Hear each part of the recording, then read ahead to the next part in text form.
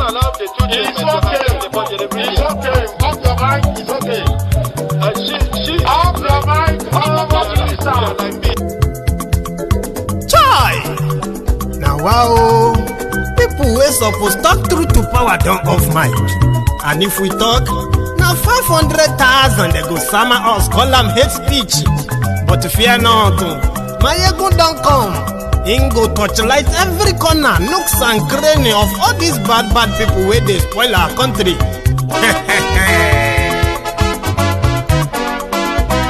So my people make we laugh, yo. My ego don't come, yo. My people make we shout, yo. My ego don't come, yo. My ego don't come, man of the masses, yo. My ego don't come, yo. Politico, this one not the off in mind. And in the touchlight every corner.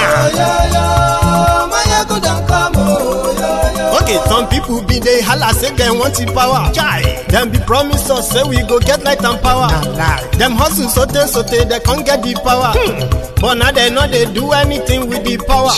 Every day, dollar just they get the higher power over naira. Still them talk say make we off mind. But thank God say my ego don't come. So my people make you ladder, yo. My ego don't come, yo. My people make we shout, yo.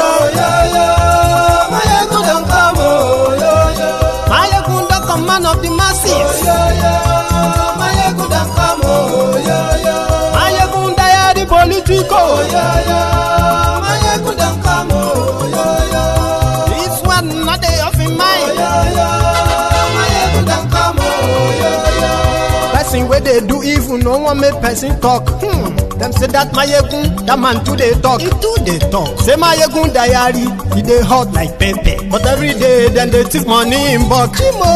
Woman picking, they the street they hawk.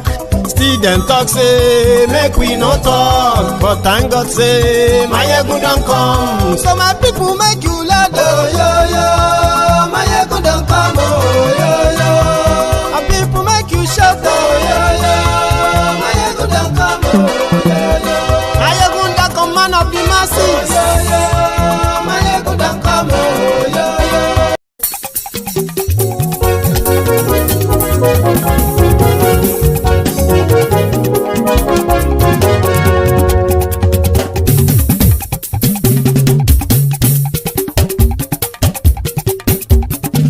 my ego la wamo, la moto do. My ego diary, my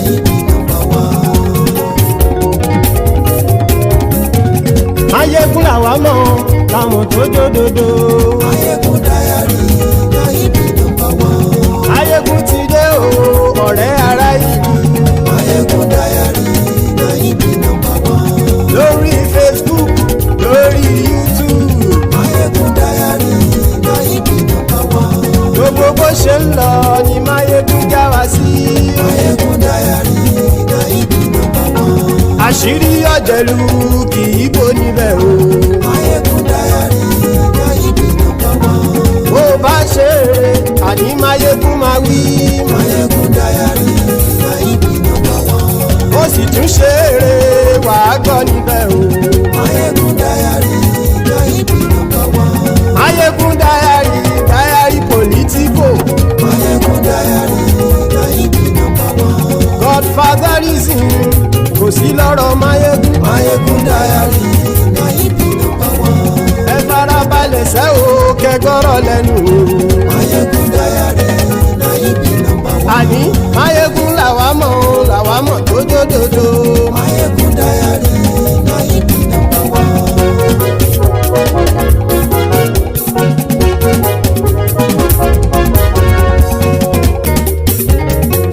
Àní ẹ̀sùn ràkì. Mayegun ti dé. Mayegun ti dé. Ọ̀jẹ̀lú ẹ̀sùn ràkì. Mayegun ti dé. Àní ẹ̀sùn ràkì. Mayegun ti dé. Lórí Facebook. Mayegun ti dé. Àní ẹ̀sùn ràkì. Mayegun ti dé. Lórí YouTube. Mayegun ti dé. Àní ẹ̀sùn ràkì. bọ́ bàbá gbé wúrẹ́ àní ẹ̀sùn àjò ijó ìgbádìyẹ àní ẹ̀sùn àjò pẹ̀sìdó bá rúfin o àní ẹ̀sùn àjò. Today, hello there. So good morning to you, good afternoon to you, and good evening to you from wherever you are joining us. It is Mayegun live. So thank you so much for joining me and others tonight. Remember, brethren, as you are joining, right, after reading the caption of the broadcast, reading the description, liking the broadcast, make sure you share it to invite your friends and your not so friendly friends and tell them all that Mayegun today, Mayegun is live. Thank you. So tonight, we are starting our gist from, should we say we're starting it with a public declaration of one of the PDP's national deputy chairman of PDP. As many of you are like political watchers and those who have been following their different development in different political camps, coalition, and even the resignation of Atiku from PDP. So, part of what is kind of making so many people worried, not worried, but concerned, maybe the right word is concerned, is simply because, one, for those who believes that Obi, right, will be a different kind of president in that contraption, but he can't be president except he possibly works with some people. But the characters of the kind of people he's seen with, especially in the coalition talk, make some people to feel like, but if he becomes their flag bearer in their coalition, they might actually ignore these characters. There are people like that. Then there are others who kind of take it a little bit further and said, no, don't fall for it. Because as long as Atiku is involved, definitely, Obi is just going to be a pawn, someone they want there, so that they can absorb whatever he is bringing to their table, and possibly make it impossible for him to leave. So there are those people who are concerned about that too. I'm just kind of like pointing out some of your concerns. I may not point out yours, but here is the point. Generally, there are those who believe that the coalition talk in that their coalition talk in Nigeria is gaining momentum. Is actually gaining traction online and offline, simply because Peter Obi is associated with it. There are those who disagree.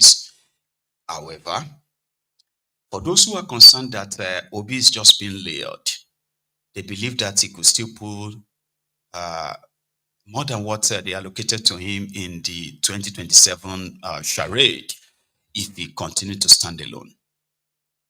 Now, in all of this, nothing concrete has been sort of certified per se.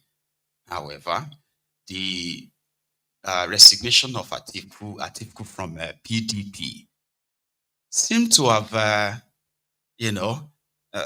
made some of them believe that they can still pretty much be very much competitive. And if they have Obi on their side and the obedient as well, why not? They have the structure. They just need the boss, and Obi won't be a bad, So there are other projections, by the way, that some of them are using in their argument. And what is that? if the coalition is a trap to lure Obi and his followers into a kind of a trap where they will no longer be that politically kind of like relevant. This is for those who are pointing to that, okay, about who is going to be their coalition candidate and all that, blah, blah, blah. So PDP, who seem to be towing the path of Wike. Remember that Wike grouse with PDP, according to him, simply because Atiku breached the North and South power sharing agreement by running in 2027 when a northerner, a Fulani, a Muslim, right, was just about to finish his own 8 years. So when the Wike's grouse with the PDP, why he went that far was because of Atiku. And if PDP is now looking into, you know what, yeah, it's going to be in the South, okay? And which part of the South? Would Wike pick up the ticket, pick up a form so that he could become the candidate of PDP against Tinubu in 2027? Or would the PDP microzone it to the southeast, where every potential candidate from aspirant from the eastern part of Nigeria, including Obi himself, will be able to compete for it? Nobody knows. But their national deputy chairman, I think that's the way they put it, national deputy chairman, this guy said they have been in touch trying to get Obi back to their party in PDP and possibly become their flag bearer. But I don't think that's how he put it, all right? But in his own words. Yes, it's our product. We want to get him back indeed, because he's a very, very, great capital for any political party. The truth of the matter, if he had not gone the way he did in the last, dispensation and proved that mettle to be able to generate over 6 million, in spite of the rigging and the frustration of his chances in many of the, states, Peter Obi is truly a political capital, no doubt about it, and every political party that will have the opportunity of getting him, it will be to their advantage. And certainly PDP is not losing that effort. We are also making that effort in the belief that in the fullness of time we might get him, and it will add more to the chances. Yes, it's our product. Together now. So the mention there is that almost every side is working to see how to get the obedient on board, except the APC, because, I don't know, maybe they have been unable to make Obi an offer enough that it would have disappeared. Or maybe he's just too determined that he's not looking at their side. However, almost every other political group in that kind of like really matters, right, have been toasting them. And wherever they couldn't get them, then they latch at them, call them names, and the rest of that. So the point here right now is, if PDP convinces Obi to say, you know what, come back to PDP as kind of like a revival for them, what will happen to Wike? Because Wike on his own is only lifeline. Is only bargaining chip for not being on the run, or possibly right now locked up somewhere by Tifnumbu or from Tifnumbu, like that means be on the run from Tifnumbu, or be in one prison by Tifnumbu, is because his job is not just about River State and whatever rigging that took place. His real job is to ensure that PDP will never be politically competitive as long as Tinubu is running for any office. And he's doing the job. He's doing it. He's calling media to justify why he's been sabotaging his own party. So what so many people are now saying is that since Atiku left, since Atiku was the reason why Wike ran mad. So does that mean that Wike's madness and his value has depreciated? How? Now, Wike can go ahead and run and say he wants to be president, but he won't. He would dare not. And if he did try, if he managed to kind of like pretend to run, the effort is to ensure that, yeah, PDP remains sabotaged. Not against Tinubu. He won't dare. He won't. So, what would the PDP do with Wike when his effort is purely known? So, here is my own theory. And I could be very wrong. All right? But let me give you my own hypothesis. That they will say in that dinosaur train. Yeah? They say, here is an hypothesis. Obi and his obedient remained an existential threat to the establishment. And somehow,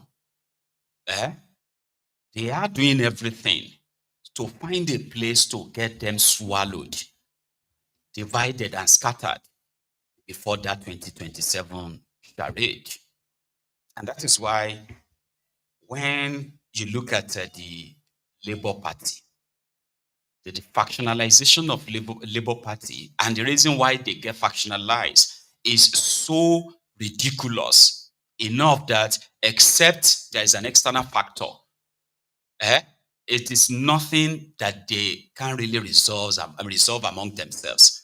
Money, position, and other nonsense. Yeah?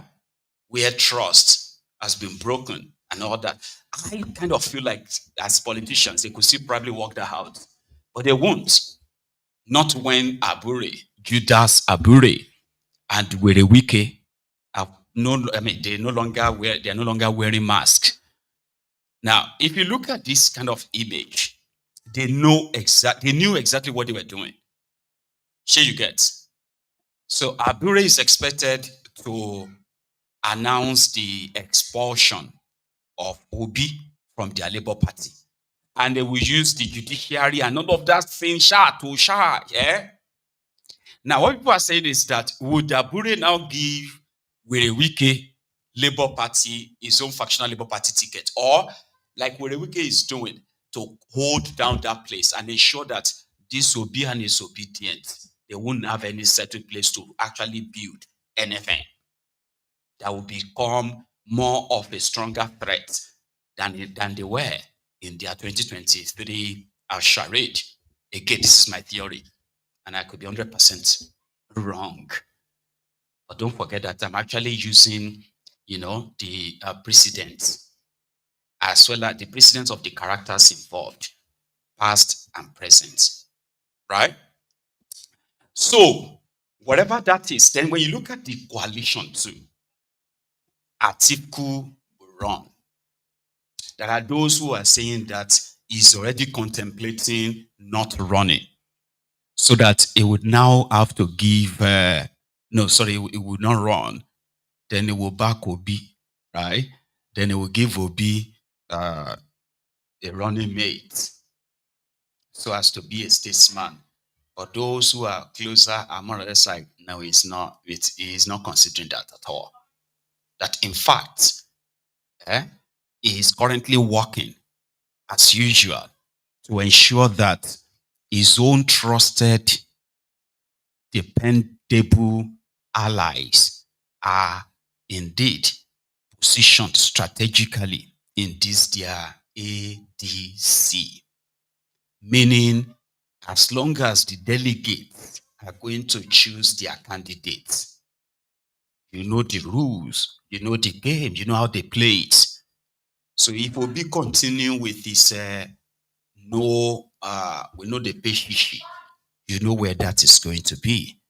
So that simply means they may be forced again, even before that primary happens, like it happened in PDP, they may be forced again to be on the move. And that on the move in this case, in this instance, will be who is waiting again who is opening his arm? PDP.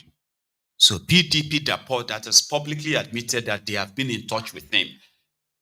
The only offer that they could possibly be offering him is that since they heard that he's willing to do one term, 4 years. Great. Let's try and bring him on and use, give him 4 years. Now, that is just a promise. So it's like a promissory note. So don't get me wrong. That is their offer as they have made it publicly and say, okay, so I'm now using my theory to say, because he's made an offer of, I will do 4 years, that suits the arrangement. So that will be what they are offering him. But who is offering that? And who are those who are offering that in PDP? We don't know. Is Wike one of them? Obviously not. I mean, he recently called him a liar. He called Obi a liar because Obi said it was wrong for Wike to use 39 billion naira to renovate hall. Right? So what do you think is going to be? It was also the same guy that got Obi to leave PDP. Remember how?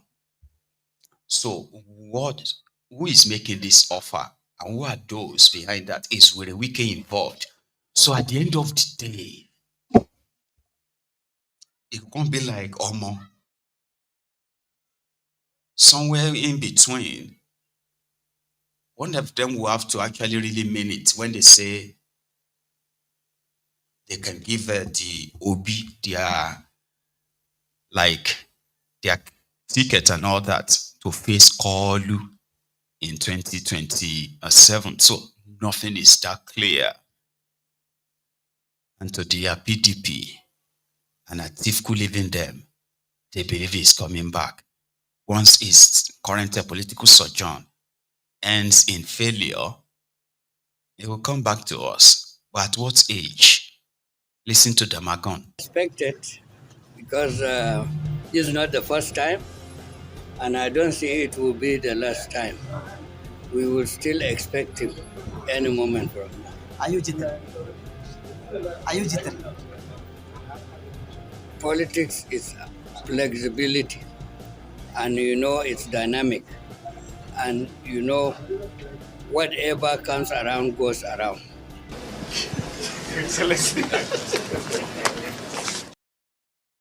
Politicians, if they pretend that they want to answer your question, they will end up not even answering it.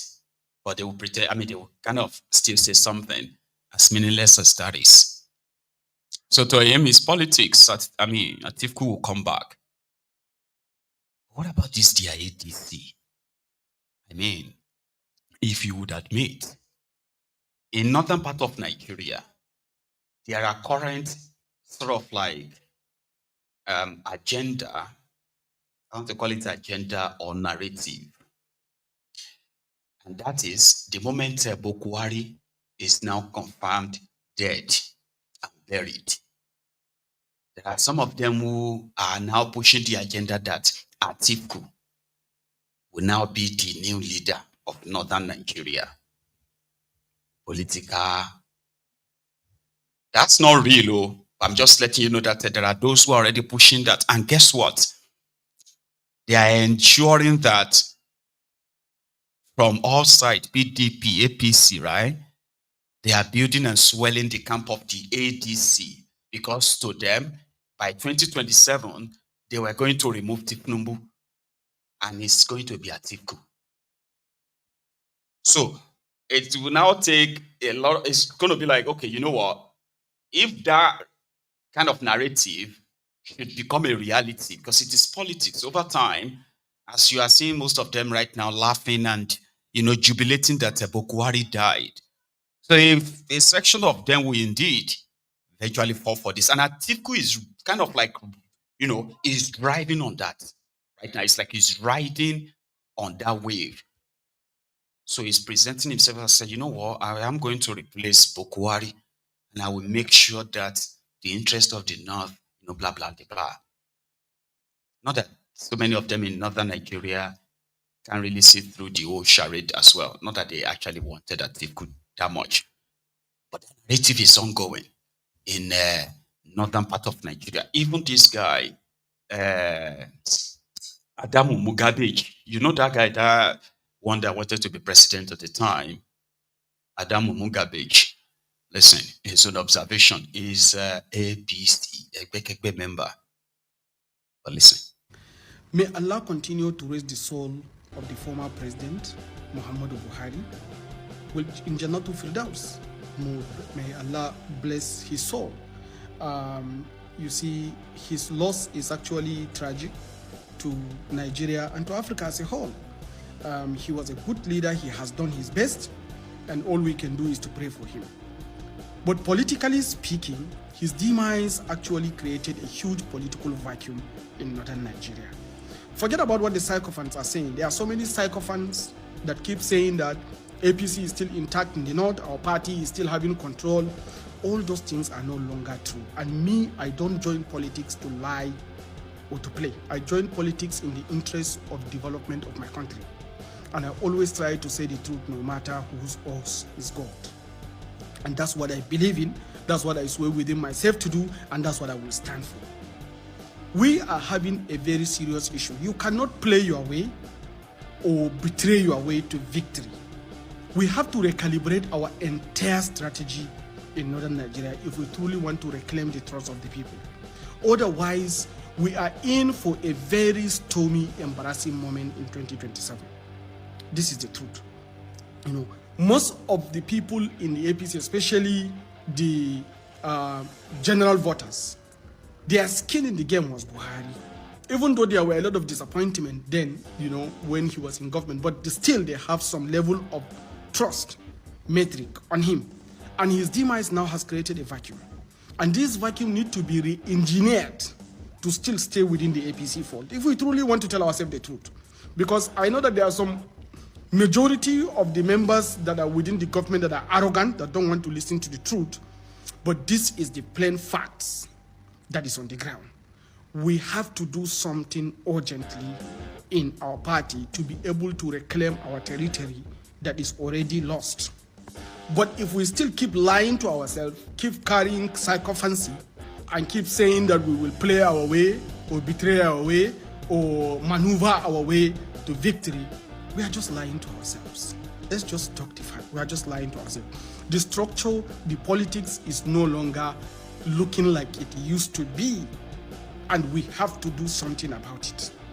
And that is why I said, let me make this statement so that we should be aware that after the burial of the last president, the former president of Nigeria, there is need for us to recalibrate our strategies in northern Nigeria if we want to win the 2027 election. Otherwise, we keep playing, we keep doing our games, and at the end of the day, we will face a very devastating embarrassment such that we have never seen in the history of Nigerian politics. I know what I'm saying, I know what I'm feeling, I know the people I've been talking to. I already have structures. You know that I was a former presidential aspirant in this country twice. I have structures. I have people all over the country. I have my contacts. I have my sources. I have my political intelligence analysts. I'm telling you that it is not looking good for us. So the earlier I'm move past you. You know I'm rich me guy. I swear to God that talk I'm move past you. I'm move past you again. I'm move past you. Ask anybody. See, you go argue this thing, but I swear to God I'm move past you. You don't see where they move before. Me again. I'm move past you. I'm move past you. You know I'm rich me guy. I swear to God that talk I'm move past you. I'm move past you again. I'm move past you. Ask anybody. See, you go argue this thing, but I swear to God I'm move past you. You don't see where they move before. Adamu Mugabe is that flash in the pan clown that once presented himself during the time of not too young to run. Not too young to run mad. Adamu Mugabe. But don't throw everything he said away. Number one is that, in all honesty, he is speaking from the position of pain throughout Bokwari's time, except for few supply contracts that he managed to get. All his shout when he eventually collapsed his ambition to become a Buharist, which is always, like, he has always been like, a Buharist, a Buhari idiot. But he died away by presenting himself as a young chap who can be president, and I fell for it, and I haven't forgiven him till today. I donated. We raised money. I wasn't foolish. Just kind of like at the time, this was like about like 7 or 6 years or so ago. So I donated money. Like, I didn't know that the mofo is actually like APC at the end of the day. Anyway, so he collapsed. He became a Buhari idiot. For those 8 years, it was totally irrelevant except for when he was making fool of himself on TV. And I enjoyed that. Then Tifnumbu came as party loyalist, you know, when people were going. Did you see how he kind of like brushed that aside? Bokwari's failure when he was talking about Bokwari's influence. And he said, even though there is some failure and some this, but he command serious influence in the north. You get that? That's him. So Tifnumbu came. They haven't forwarded his name for anything, even if he's going to be special advisor on something. Nothing. Now he has become a philosopher to offer advice for APC, and what he is saying. As majority of them are not motivated. Those who are motivated, you see those ones who are not mobilized, because you have to mobilize them with money or something. They call that motivation. So Adamu Mugabe and people like him, they have not been motivated. So they are demoralized. So they become philosophers to explain to us how APC will crash if they don't do something. I don't understand what he wants them to do in replacing Bokwari. And in that space, he's also right. That's why I said don't throw everything away. Because every one of them can very much verify the moves of El Rufaya, Tambua, and Atiku. You get what I mean? Like they are seeing those who are supposed to be APC, but they are currently mingling with this El Rufaya and all of, you know. In one of the outings, even the members were confused. This is the situation in northern Nigeria right now. APC to ADC, PDP to ADC. It is ADC. And when an APC member become an ADC, there's a chance that he will still be shouting APC before he would then say ADC. Confusion, break bone.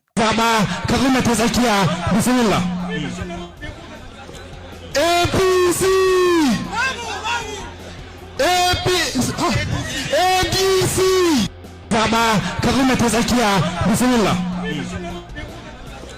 ADC!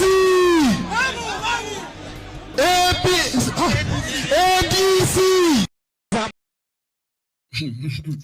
Funny people. You said ADC. So the confusion is ongoing. And after they finally probably vote APC at the ADC, where you know ask them, why did you vote for ADC at the APC? Remember this guy? All right. Have you voted? I'm voted, yeah. Okay, I'm happy I'm voted, yeah. Tell me your feeling after voting today. Yeah, after voting, I'm feeling okay. What I want, I get it on with the result. I'm getting the party I want is the one going on. Thank you for that. What are you expecting from these people you voted? I'm voted, they can do what you want, and then when they want, what they want, inshallah, we'll happiness more, isn't it? So then please, I want to beg them. We suffered almost 10 hours we are standing because of what we want. We need change. And then the person we need, he's the one on the party we want. Isn't it? So please, we want change. Change? What kind of change? The change of situation which we are now. What is the situation you are in? Situation of sufferness. Isn't it? Yeah, we are suffer. How many years? As you see, 12 years forward, I mean almost 40-something years. I don't know what is government did for you. Is it come out of this like this radio? I don't know. I don't know. Actually, yeah. I have to complain. I'm in Nigeria really. Almost 40-something, you know, I don't know what is government. So I need change. And the person I know is going to change this thing by force, whether the leader they want or not. Any person which is bad, he must escape in this country, or he be hidden like how they are hiding a poor people inside prison, which you don't have a court attendant. Inshallah, we need Buhari. All right. So at the end of the day, after 80 years, Buhari was like this to all of them.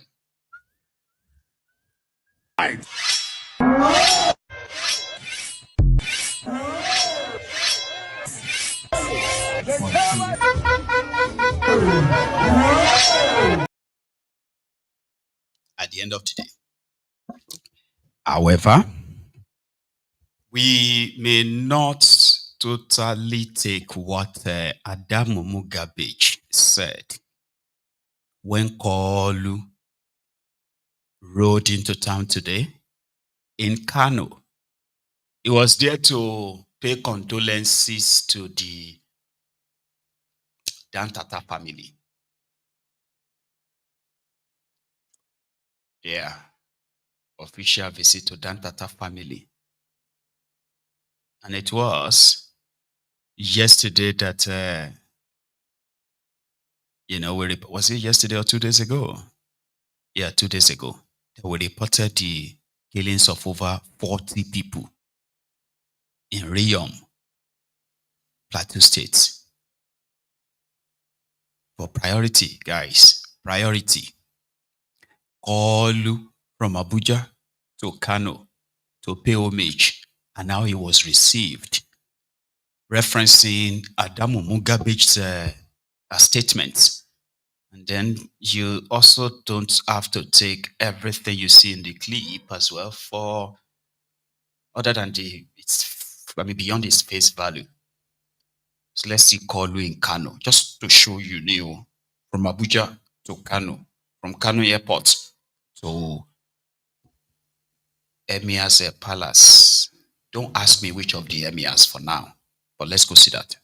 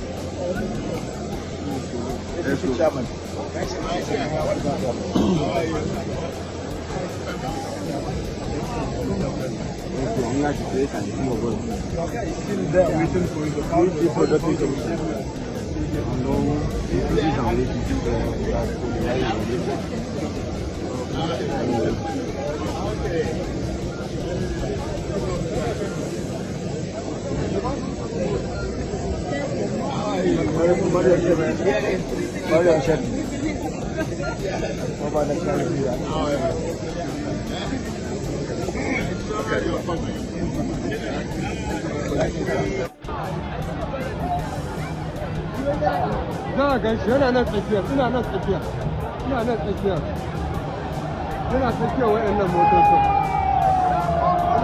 Yana cikin wannan mota. Ina wannan mota. Shi da abba ne. Ka gan shi can fa ya wuce ba. Wallahi ya wuce. Da bulin shadda ko? Amma dai lissafin bai je musu ba, tunda bai je gama hausu ba. Sun shaka.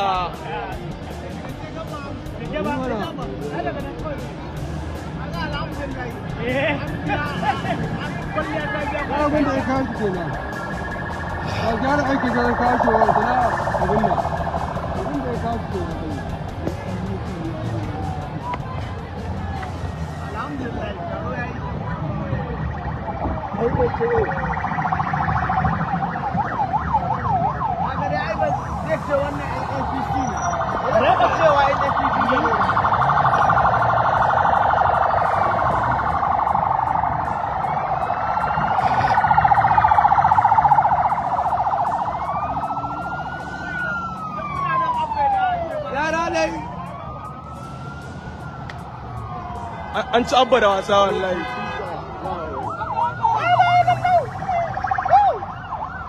Romo! Ana bugu ake nuna kwarewarsa.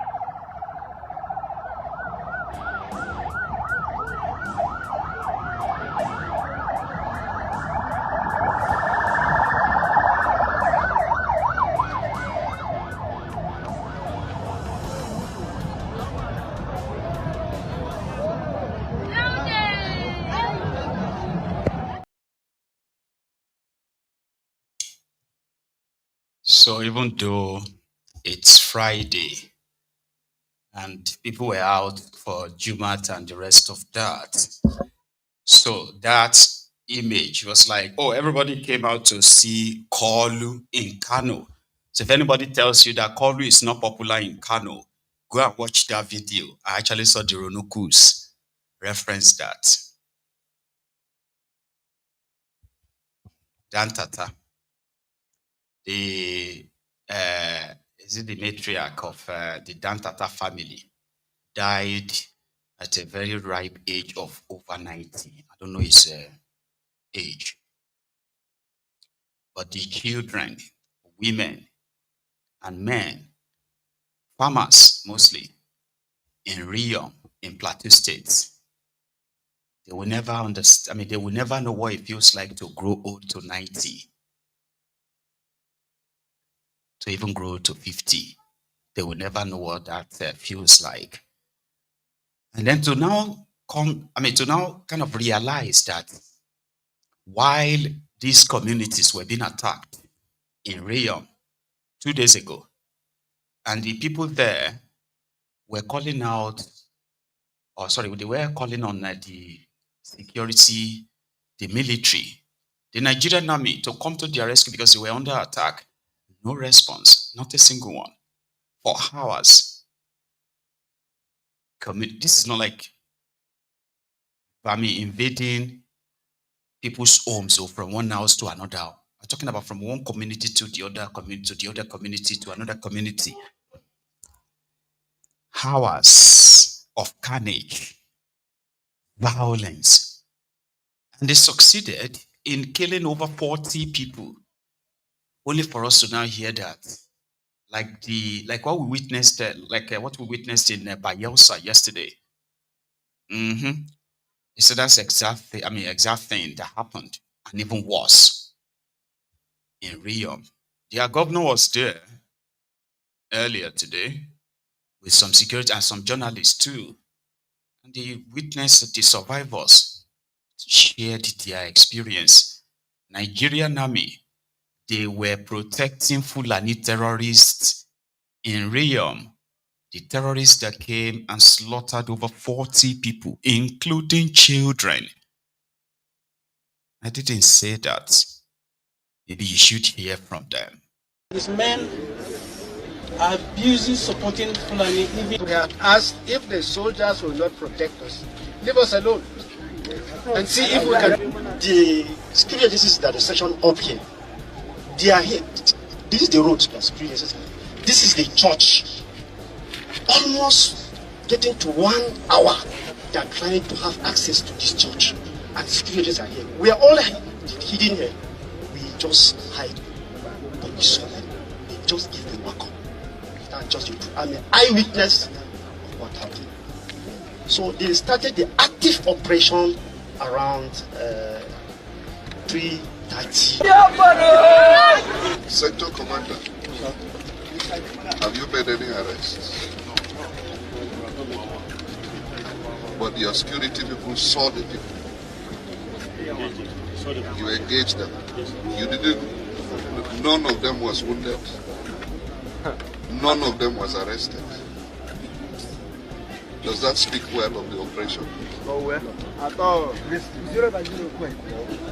But let me promise you, Riom will not come down.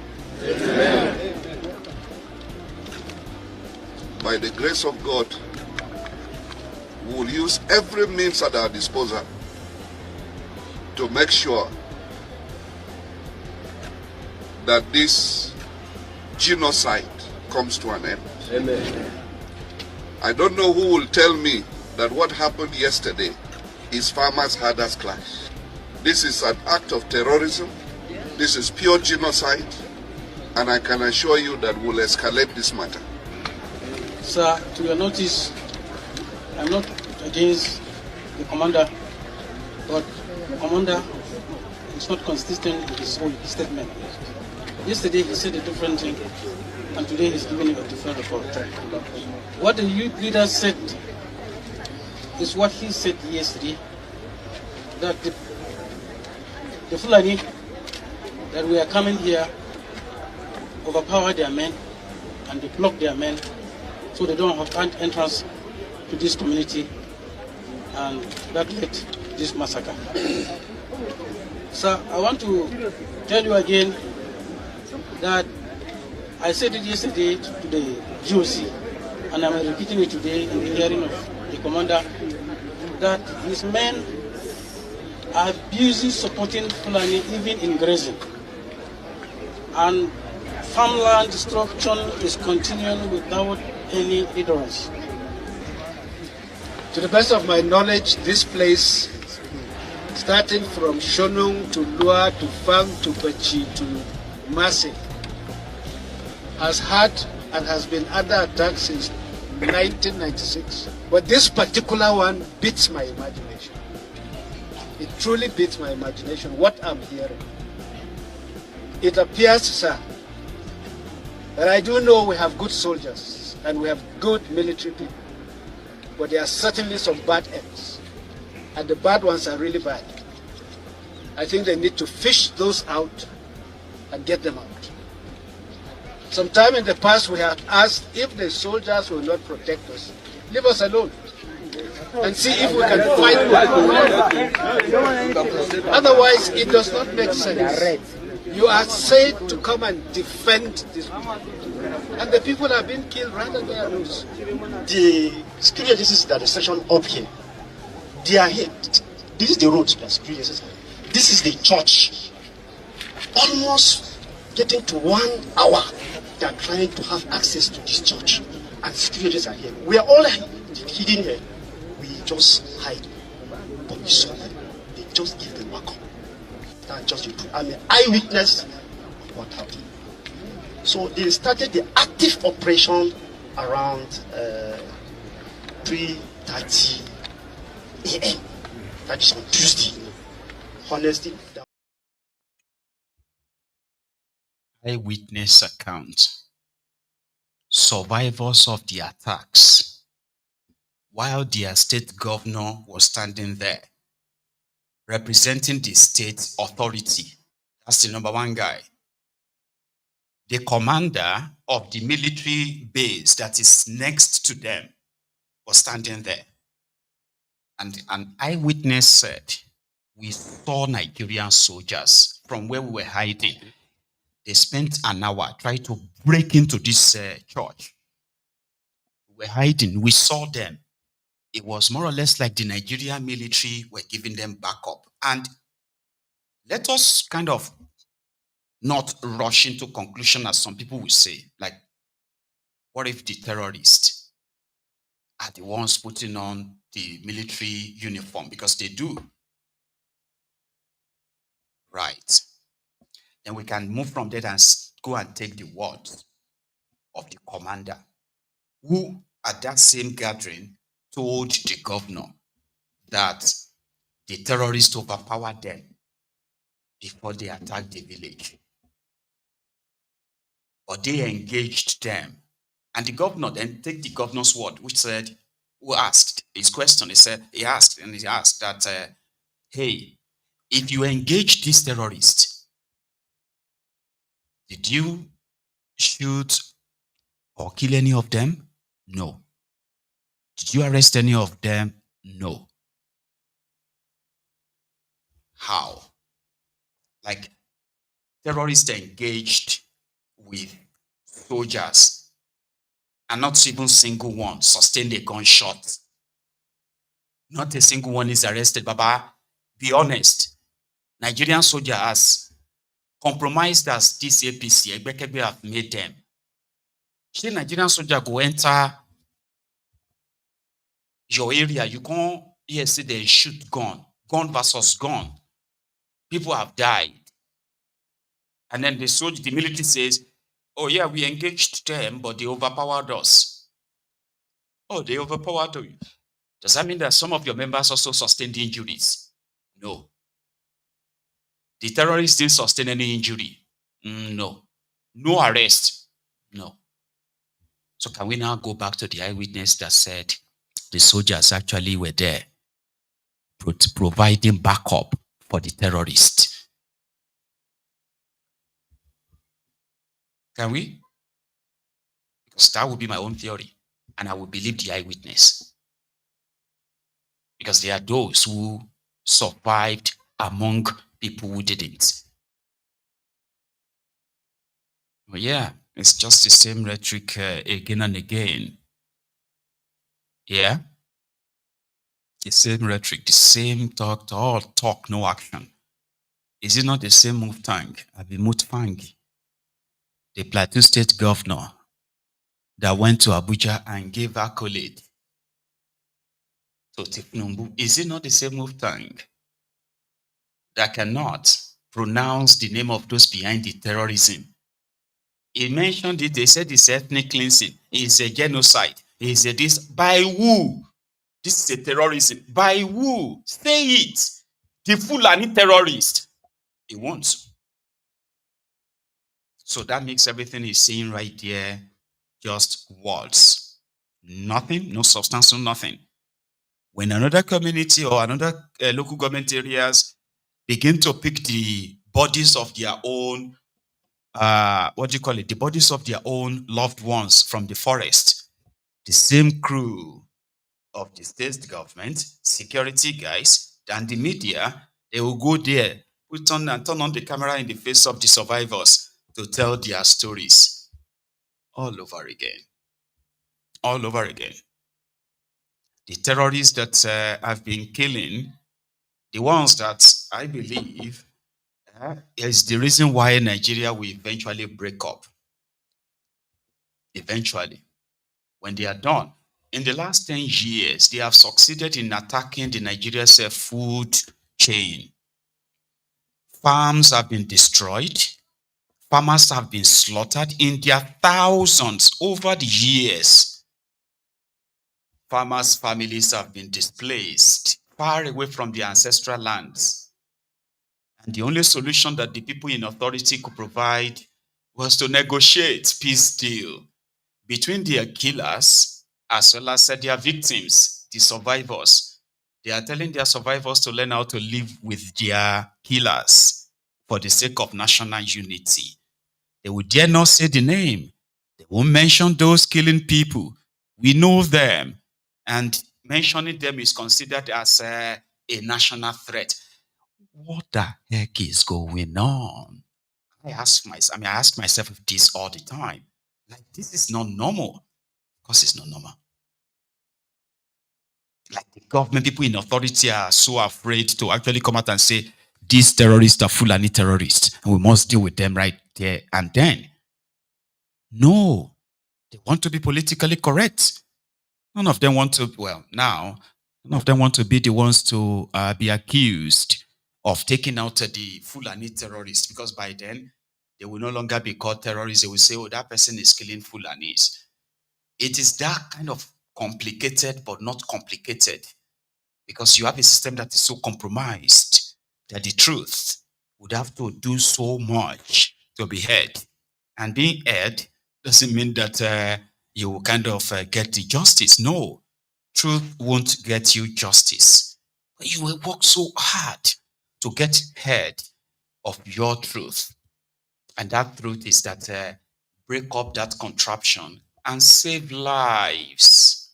Do you know how many lives you will be saving the moment you say, you know what, let everybody control their own regions? Now, you will tell me the kind of right, abiru audacity that you have, and say because you are one Fulani from somewhere with AK-47, then you have the right to encroach in the eastern Nigeria or the western part of Nigeria, not even the middle belt part of Nigeria. Because by then people would actually have the chance of defending their own territorial integrity, a sovereign right that is submitted, we didn't do, or allegedly submitted to these rogues to defend us, protect us, so that every one of us will need to carry gun.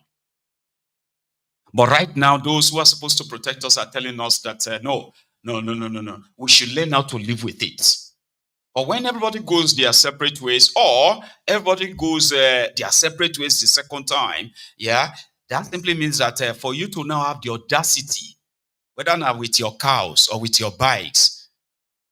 So the fourth then, nobody would have to point to anybody anymore. So if in the western part of Nigeria, Yoruba land, they come in and do the same thing they are currently doing, nobody will blame Nigeria. We'll blame those in charge of Yoruba land then. If they do same in any other part of the regions, nobody will say, oh, it's because somebody is using federal power anymore. No. It will be the fault of those in charge of that place. And I kind of believe that will never happen. Never.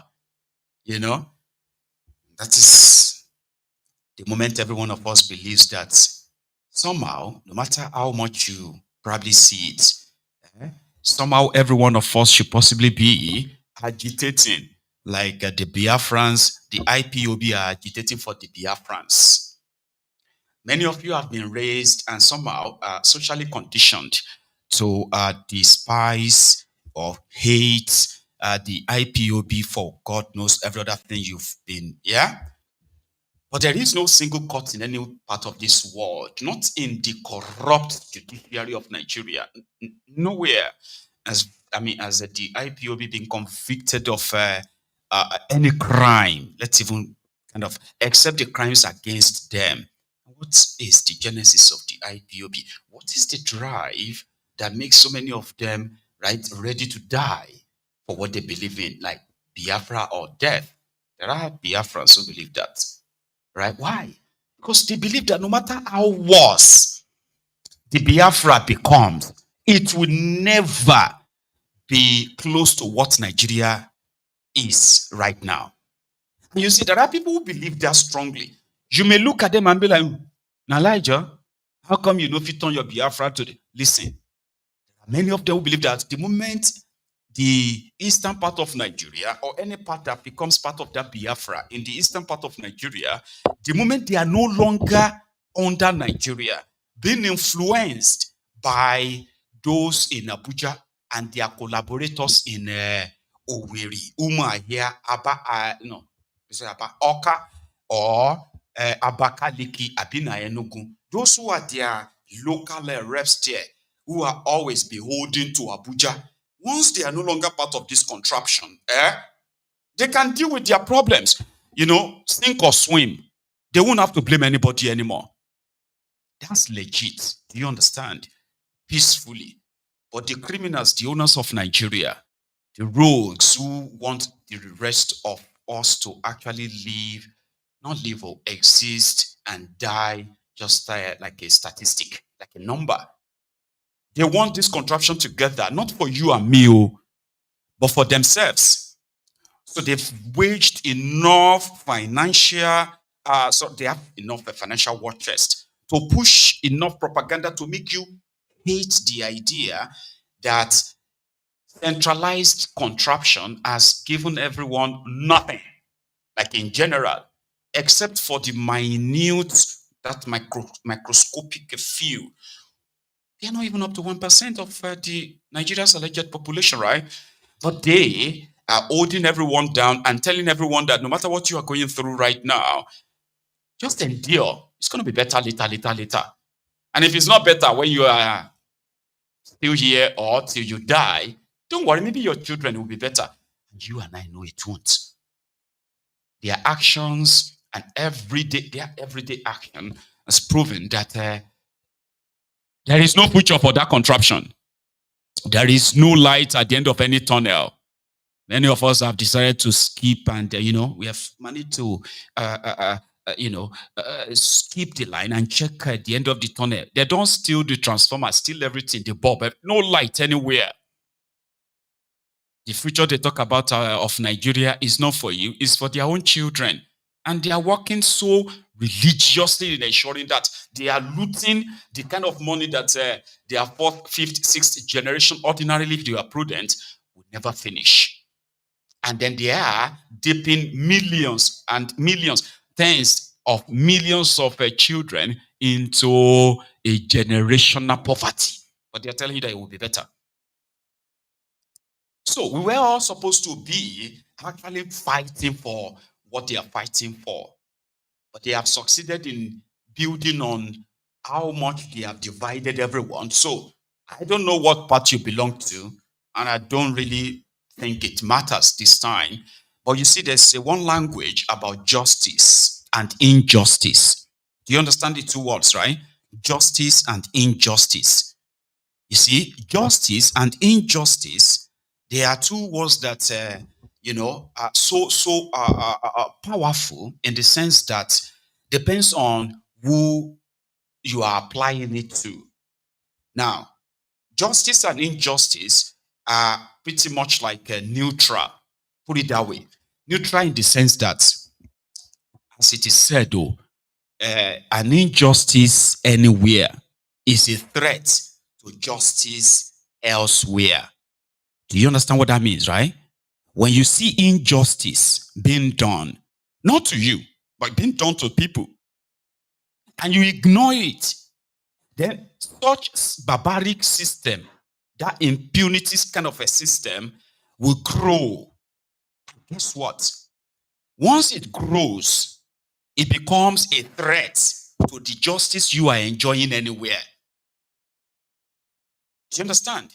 Because someday, you are going to be, it's going to catch up with you too. And you are going to realize that, oh, hang on, I never thought I would ever become one of the people that this injustice will happen to. That is why they said injustice anywhere is a threat to justice everywhere.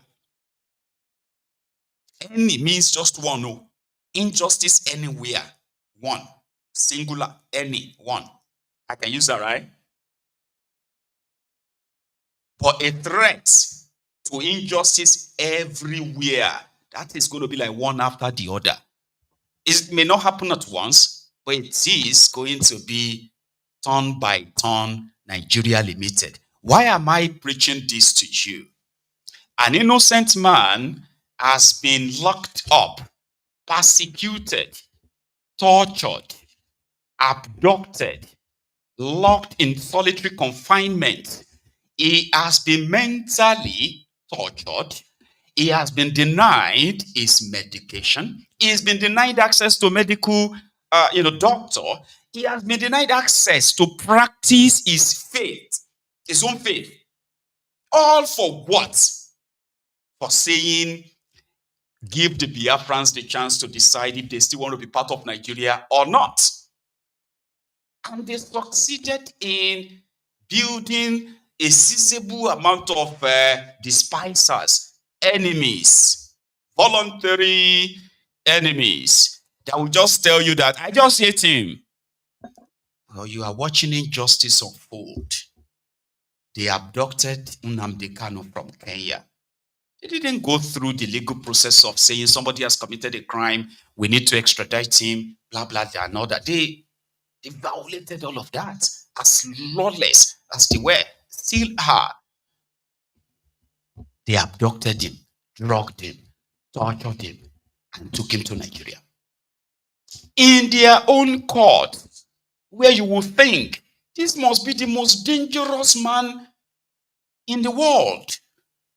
They celebrated it in the contraption, a pure distraction from their already established failure, Bokwari and his gang.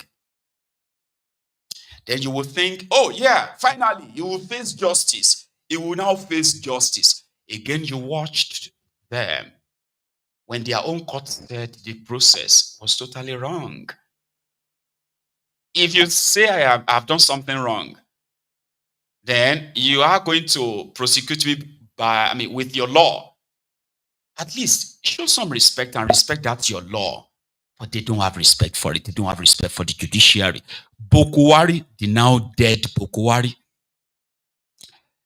disobeyed the court judgment, and they continued to lock him up to the Supreme Court.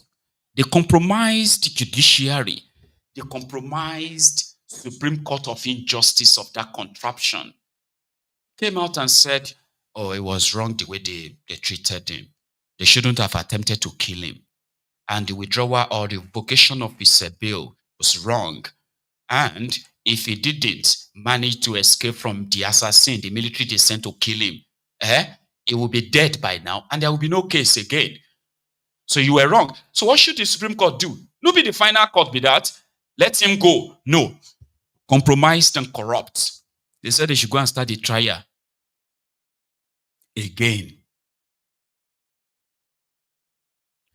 Somebody said they have an audio issue. Please let me know if no, you should check your device. The audio is very perfect. So they've started the retrial. They were presenting the same nonsense, forgetting the fact that Nnamdi Kanu actually has no case. Listen, no matter how you feel about him, that's not how the law works. If they actually have law, they kidnapped so many IPOB members and even non-IPOB members. They locked them up, tortured them, denied them court appearances. They were pardoning and giving billions to Fulani terrorists that are kidnapping, killing, and the rest of that on the side. Anyway, that is not Nnamdi Kanu's argument in their court. The thing is, if you want to fight me with your law, respect your law.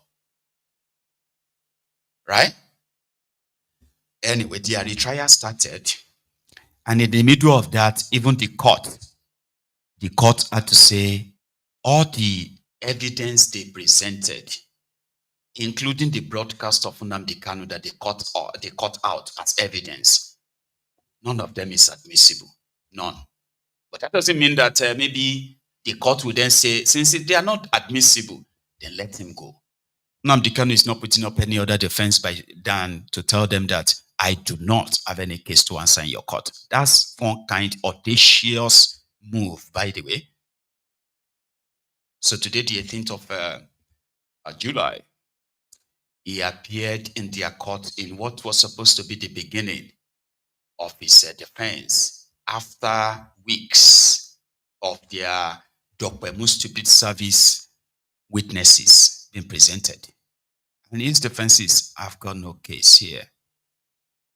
In court earlier this morning, Mazi Nnamdi Kanu, or Oyendu, which simply means a leader. Oyendu, IPOB, meaning the leader of the IPOB today.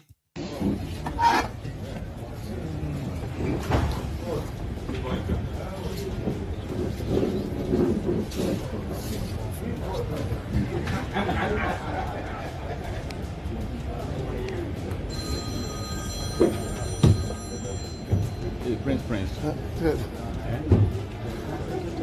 I can't see the face, so.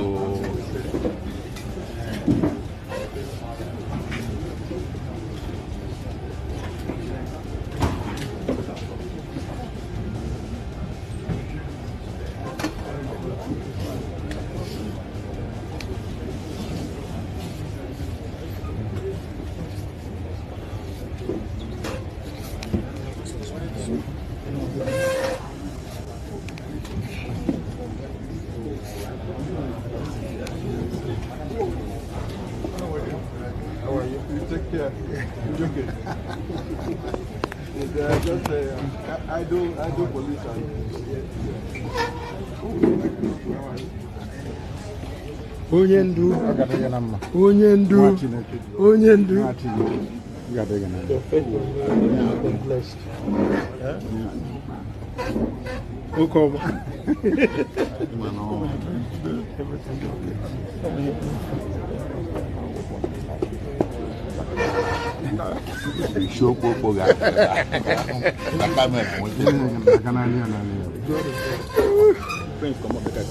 Okay. Okay. We get it. You get us. Sorry. I love you, brother.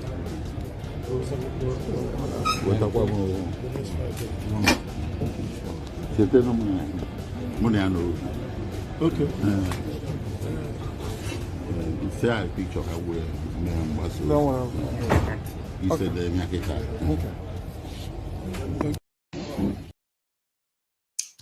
So why am I here? I'm not supposed to be here. Nigeria should be paying reparation or so, which is like compensation to him. And that no amount of compensation paid to him will ever equal the kind of inhumane treatment they've actually meted at him. Mazi Nnamdi Kanu. Their courts adjourned till October to make its ruling. So here is the aftermath of the court hearing today. Hearing has just been concluded. As you already know, my name is Aloy Jumako. I'm addressing you from the steps of the Federal High Court in Abuja. We do have an embargo on addressing the press, but not on giving an update. So I'm here to give an update within the framework and within the restrictions placed by the court in addressing the press. With me here are some of our brothers from the United States who came into Abuja 2 days ago to observe these proceedings and show or demonstrate their solidarity with Mazi Nnamdi Kanu and Ndibayi. On my left here is Dr. Sylvester Onya, who is the president of the Association of American Veterans of People in America. Beside him and behind me is Dr. the secretary of AVI for short.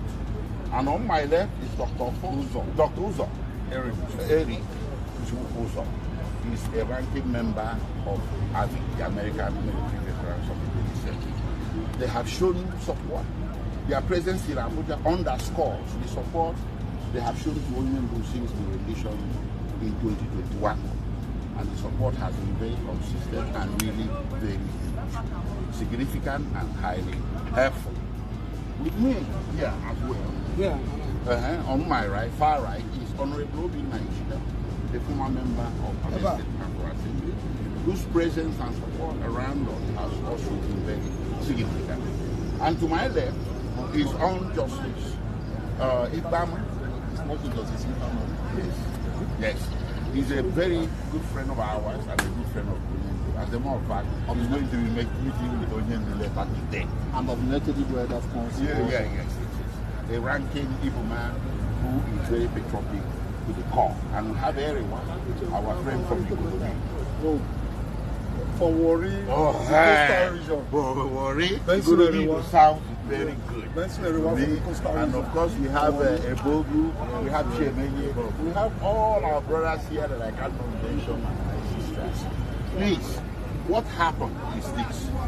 Today, we made a no-case submission. The meaning of no-case submission is that the trial or the case or witnesses and evidence presented by the prosecution since this trial commenced in March this year did not rise to the level of Mazi Nnamdi Kanu stepping into the dock to enter his defense. We did that in writing, and we also supported it with a verbal presentation today. And the government made a counter presentation as well. Today, unfortunately, happened to be the last day of the sitting of the judge handling this case before he proceeds on vacation for 2 months. So the case has been set down for ruling on the no-case submission for October 10th. If the ruling goes in our favor, Mazi Nnamdi Kanu will stand discharged unacquitted. If it doesn't mean he has been convicted, but he will be called upon to enter his own defense. And that is when you are going to see the defense we are going to enter, if at all necessary. We have not entered our defense since the beginning of this case because the procedure has not come to that point. And we pray and hope that it will never do. That on the 10th, the matter will be over. But if perchance it doesn't, we are ready to proceed on the floor upon to do so. Thank you. Onye du IPOB, o meriwo n'Ndizu, onye ya Abubakar, Mama Dawura, Unapuri Meri Nnamdi win the war. Python dance 1, Python dance 2, now Python dance 3. Unapuri Meri Nnamdi win the war. Python dance 1, Python dance 2. Now Python dance 3. Unapuri Meri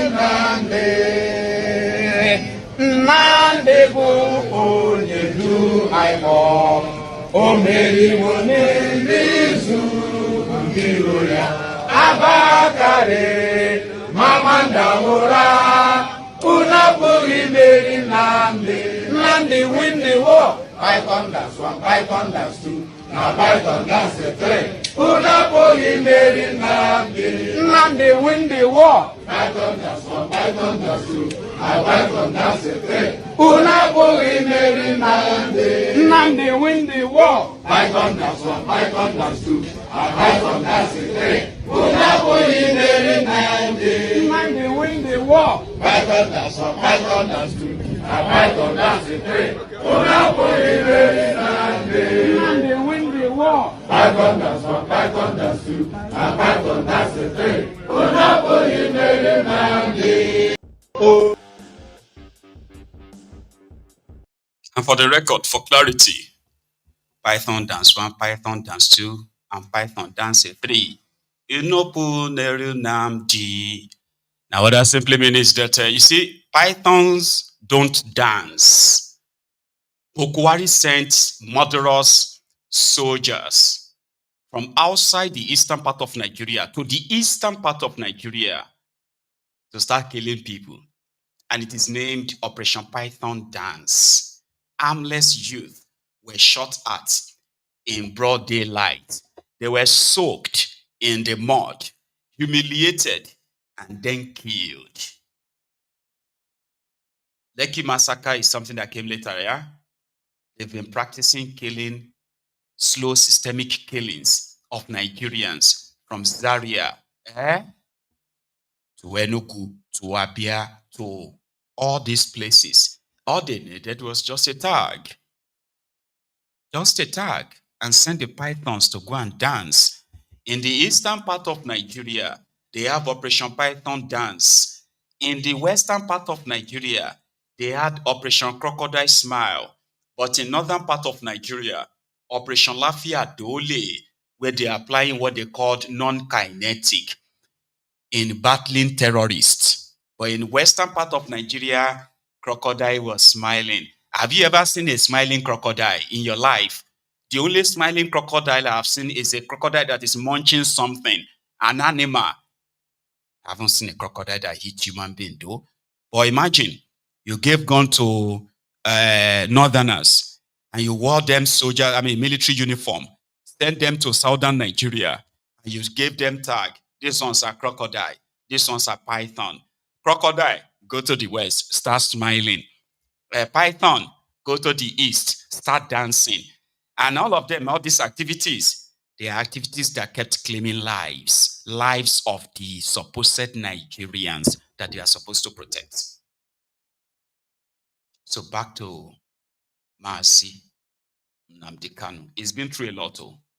He's been called names, he's been called a lot. And some, actually, they are asking themselves, why is he still alive? They wanted him killed extrajudiciously. Doesn't matter if he's guilty of anything or not, right? No, it doesn't matter if he's not guilty. Just kill him. To some, it's more of a problem to Nigeria than Bokwari, Tifnumbu, APC, Egbekegbe, and the rest of them like that. That is what social conditioning can do to you. Your education will become so useless. Thinking will become so difficult. And fooling will become the pride. So, you are a fool. You say, yes, I know. Why are you such a fool? I know. I'm proud. That's what you have in most places there, right? So no case submission, according to the Mazi Nnamdi Kanu's legal team. Let me break it down for you, brethren. To those of you who knows what this means, fine. Let's use our layman language now, okay? No case submission. Listen, you don't have any case. If this is what, after all that witnesses, all those evidence, all those videos, all those cut and join, his legal team looked at everything and were like, so now everything be this. So this is why you kidnapped him from Kenya. Now we can't waste our time with all of this. This is worthless. My Lord, dismiss this nonsense based on this evidence. To let you know that it's a waste of court time, dismiss this case because Nnamdi Kanu has no case to answer. But in the absence of that, let's assume that their current ongoing behind the scene talk, just so you know, they are working to get him released. They just haven't found the right political movement to do that. But don't actually be surprised that this may actually be the plot, so that he wouldn't want anybody to say, I'm giving you a pardon. Why are you pardoning me? I've done nothing wrong. Reason with me, oh.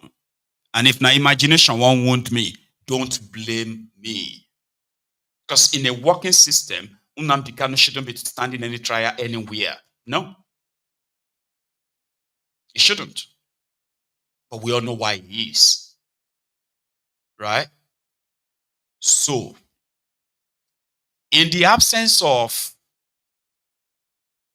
let me even finish that, by the way. What I wanted to say. Tifnumbu has now withdrawn the case against Nnamdi Kanu. Because that's how they would normally do. They would say, okay, you know what?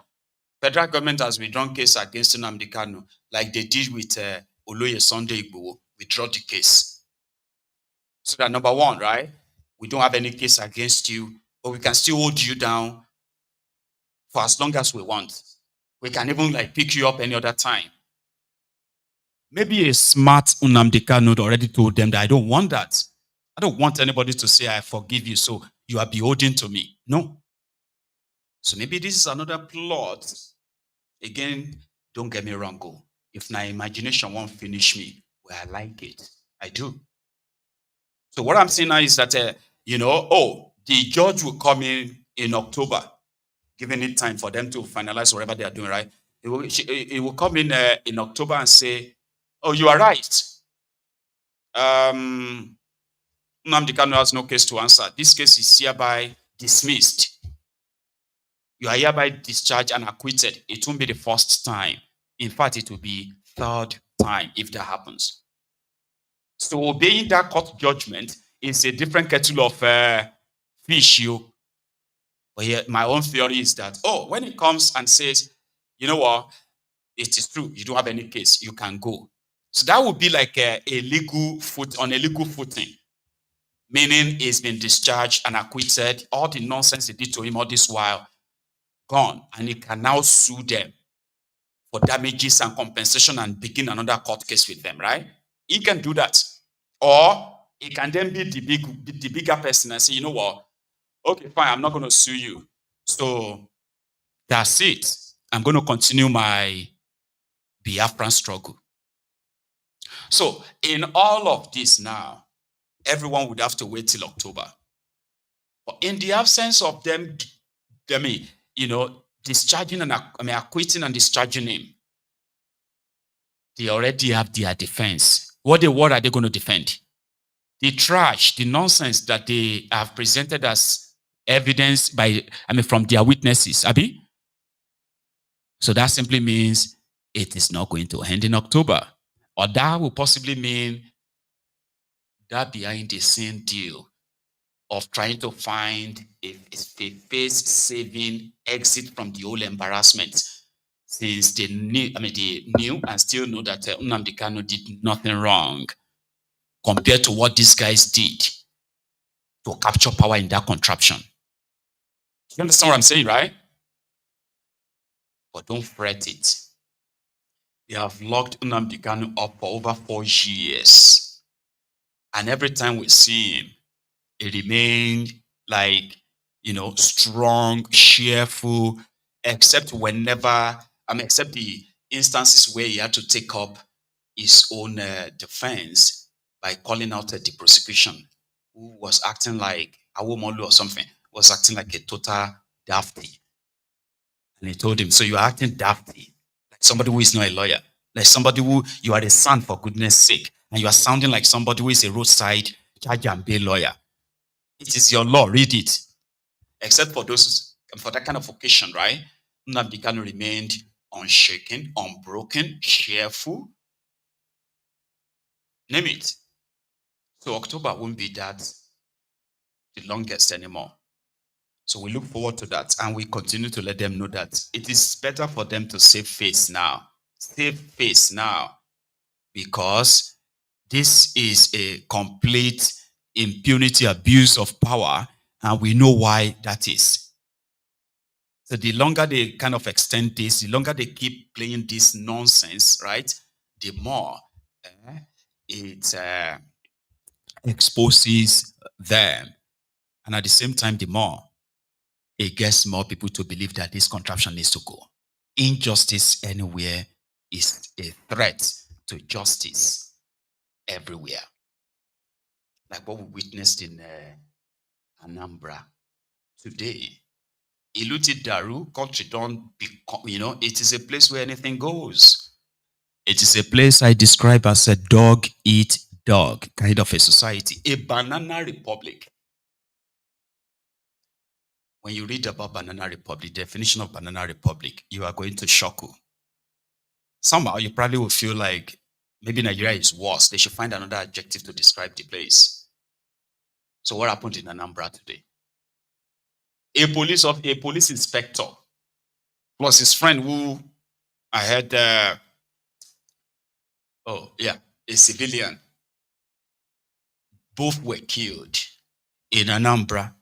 They said they were notorious for extorting people in that axis, in that community. So notorious enough that the whole community they've done everything to get them reported, reprimanded, punished, right? But it just never worked. So what happened today? They went on to go and rob a POS girl. You know those POS, people who are changing money. How do you describe them? Yeah, well, the people you buy money from, POS. A girl was robbed, not by armed robbers in police uniform or policemen who are also armed robbers aside also. Now they killed one policeman, killed their civilian friend, chased the remaining others, and then it became a catastrophe, chaotic, as you can see in this video. Manager Mo, even the cameraman, is sort of like a traumatized, you can tell. Oh, boy, see there! May they carry gun, they shoot people for inside. Oh, boy!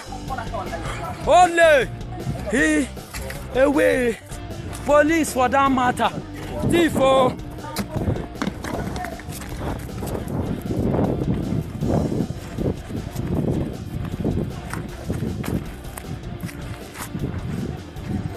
Only! Oh, where there? Where there? Oh, but me not kill them.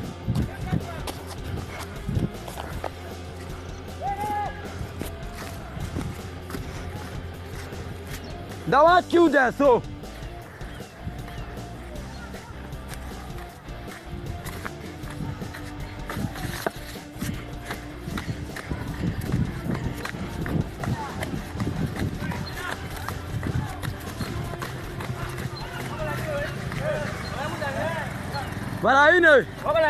Baraine po machine po pure stick suna sata they don't hold one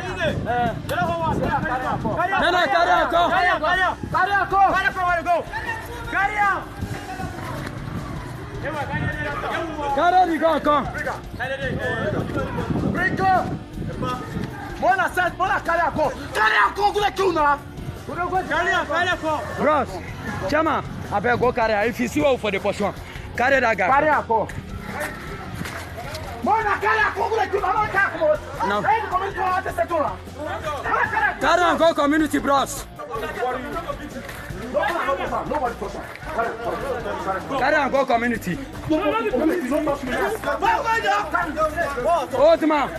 Old man, he joined the thief. He joined the thief, Abi. Only police. For your age. You be thief. For your age.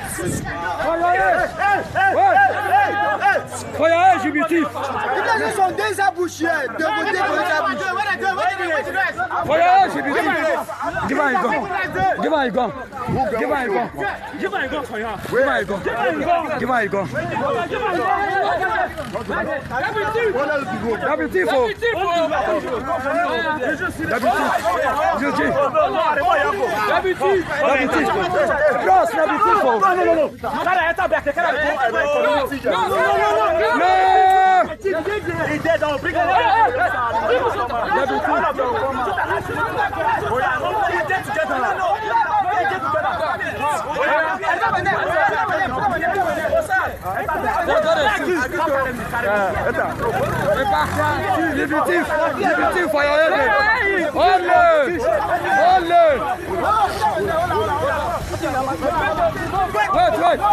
Wait. Oh, your gun. Small. Only. You be thief, Abi. You be thief like this. You be thief like this. We don't know. You be thief. How many times can I rob that guy? How many times can I rob her? How many times? Wait. Carry me a bag. Go.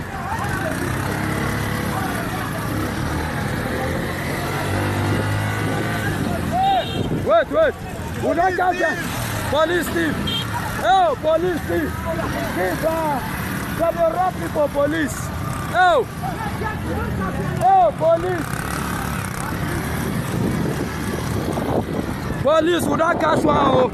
We don't catch one. They shoot one guy best. Yeah. Now the craze.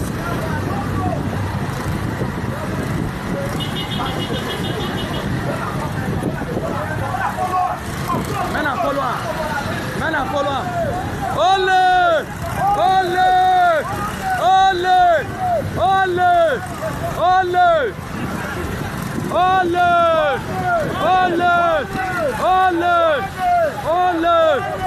Ole! Ole! Ole! Ole! Babini! Ole! Ole! Ole! Ole! Ole! Ole! Ole! Will not catch him! Ole! Ole! Ole! Ole! Ole! Ole! Ole! Ole! Ole! Police! Police thief! Ole! Police thief! Ole! Ole! Ole! Ole! Ole! That's how you are going to know that everything is already turning on your own. Every day. Tell me a night that you watched Mayegun and you do not come across that kind of trouble all over the country, right? For different reasons. That one was when community caught police officers. Somebody said maybe they were just wearing police uniform. No, they were famous. They said they were famous. These guys were actually like notorious in the area. So they extort people. As usual, they collect money from Okada, collect from everyone, especially POS operators. So police will come, pack them, they will bribe them, and they will release them just like that every now and then. So they were known. So these were not like unknown guys, random people. No. They were known. It's like people were just tired. So a girl raised alarm that they've robbed her. And the community just rose. Okada riders, so Abu, Q, everybody, And that is what created that scene you just watched. Police the thief. It's not as if it is new, but every time you remember that, just remember that police the thief. You look to finish now. You look to finish. Police the thief. Politician the thief. They are also teaching their children how to thief. Everybody the thief. Everywhere you go, everybody the thief. It's like dog eats dog. Dog eats dog. Chai.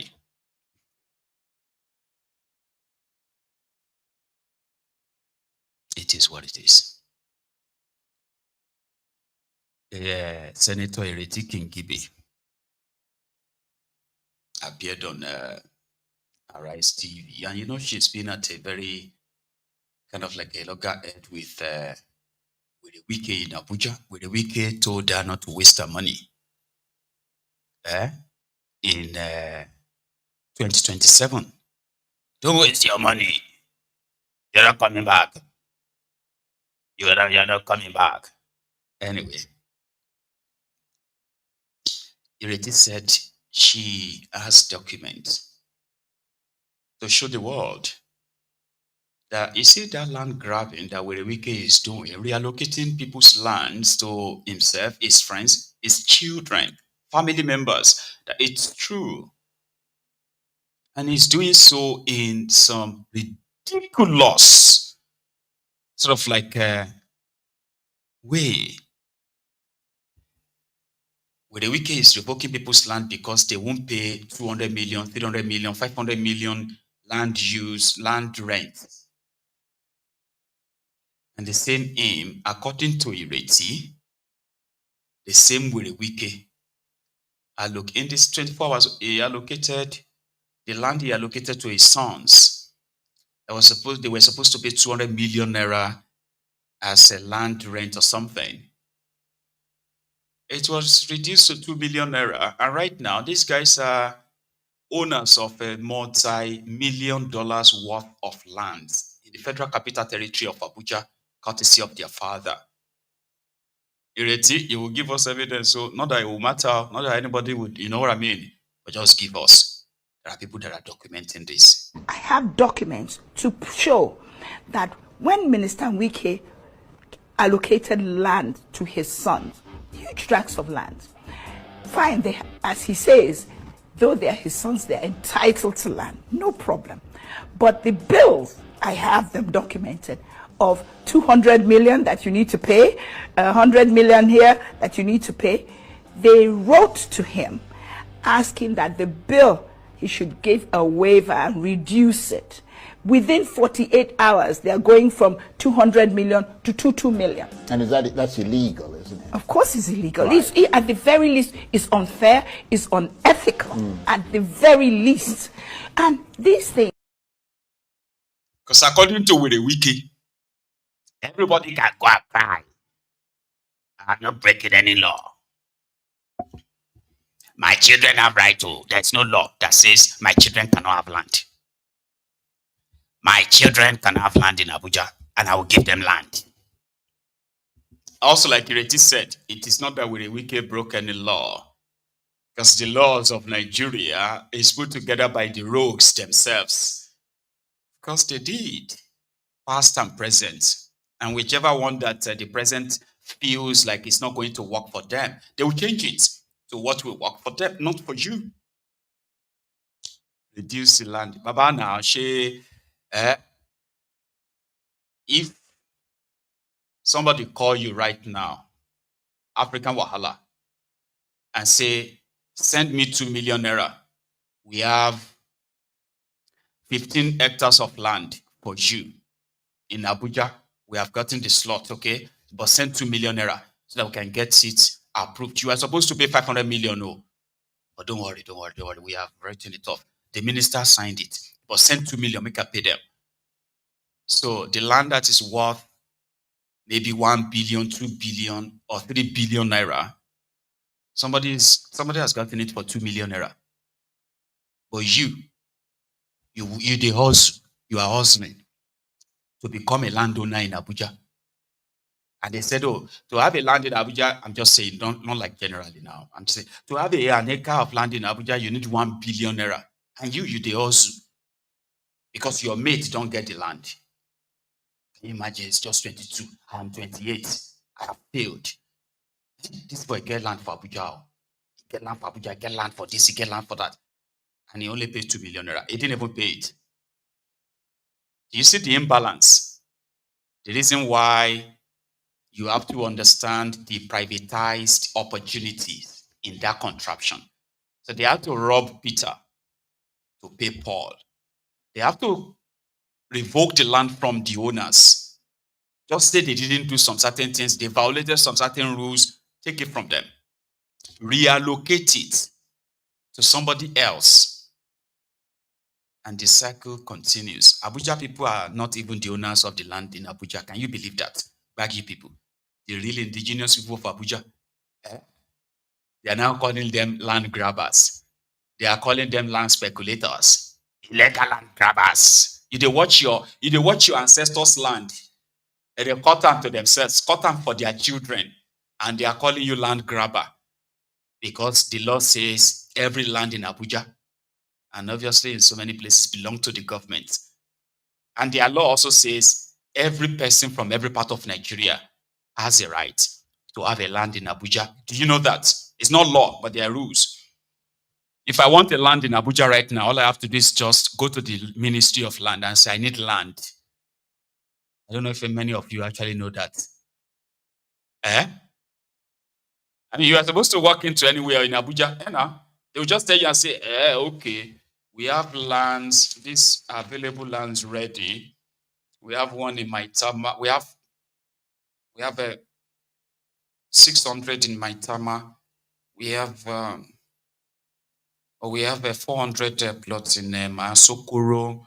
So where do you want? So you see this one in Maitama. That one is 15 million naira. You have to pay up front. No, not that cheap. Let's do it again.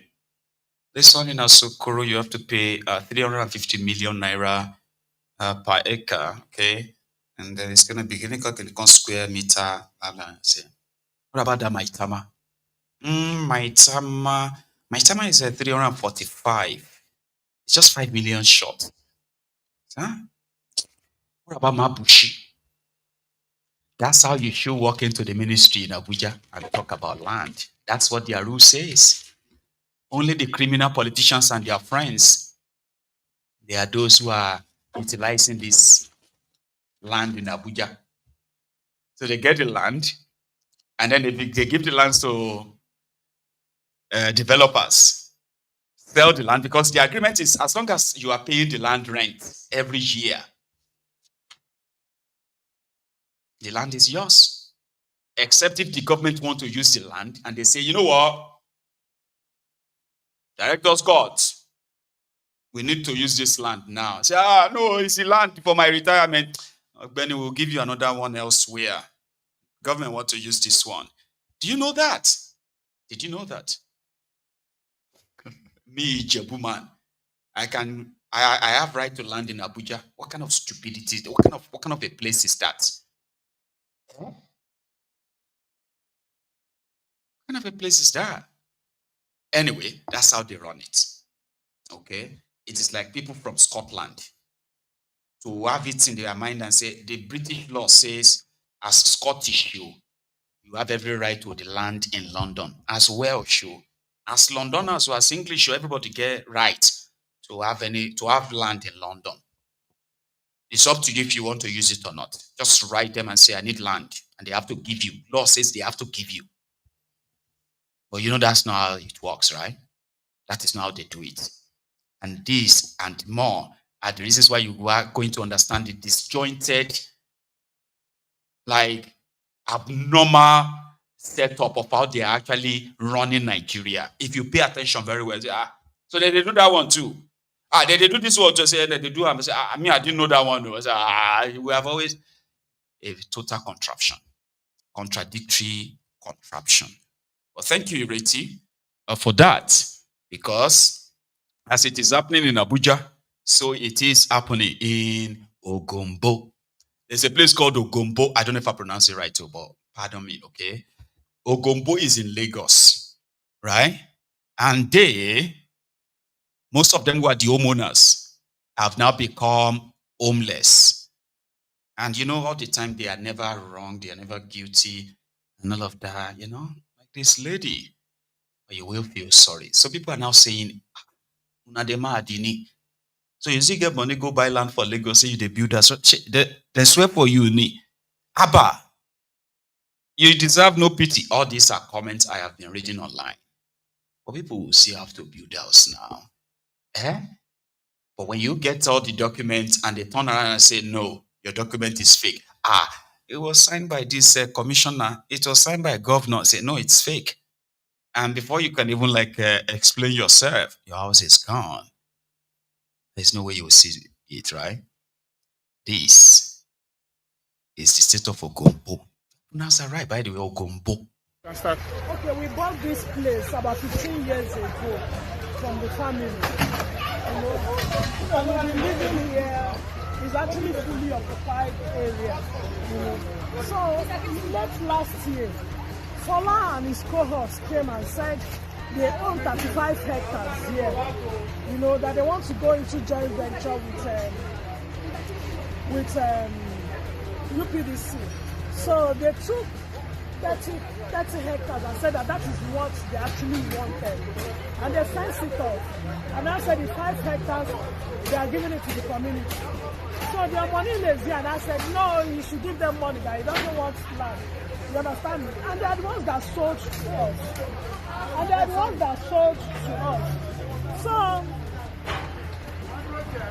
as they were dragging it, they used last to come and demolish some of the houses. You can see they demolished almost everything here. So they left my own there.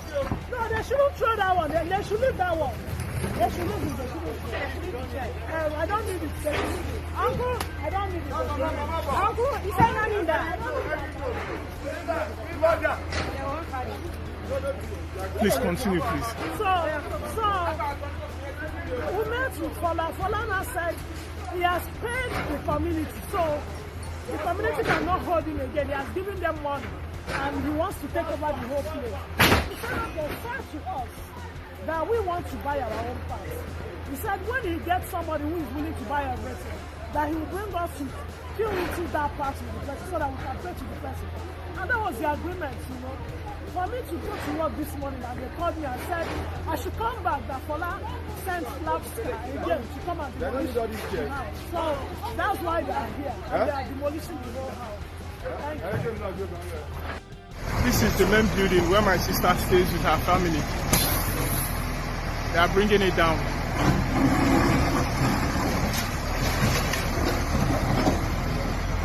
See all these places, they've demolished here before now. They've demolished all these places. They've demolished all these places. And they are still bringing down this place. What's your Why should I believe this? I have rights to. You are bringing down my house and you say I should not. What are you saying? Who are you to stop me? Who are you to stop me? They are bringing down my house and you say I should not do that. You will do what? Show your. Let me see what you do. Let me see what you do. Ifo. Fola Tinubu.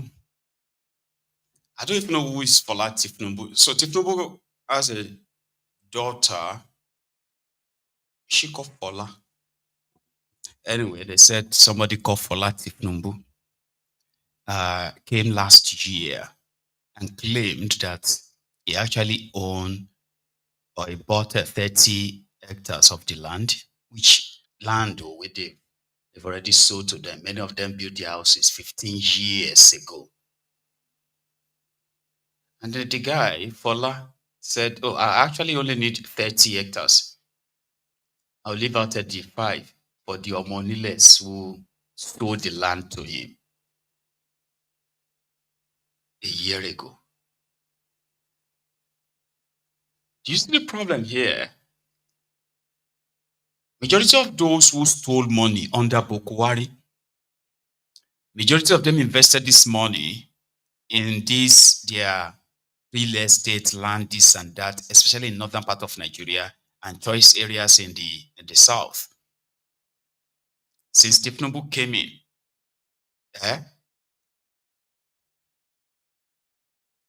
stuff like this have been playing out around him, and I can't really put my finger on it. Yeah? But here, the Omoniles who sold land. Yeah?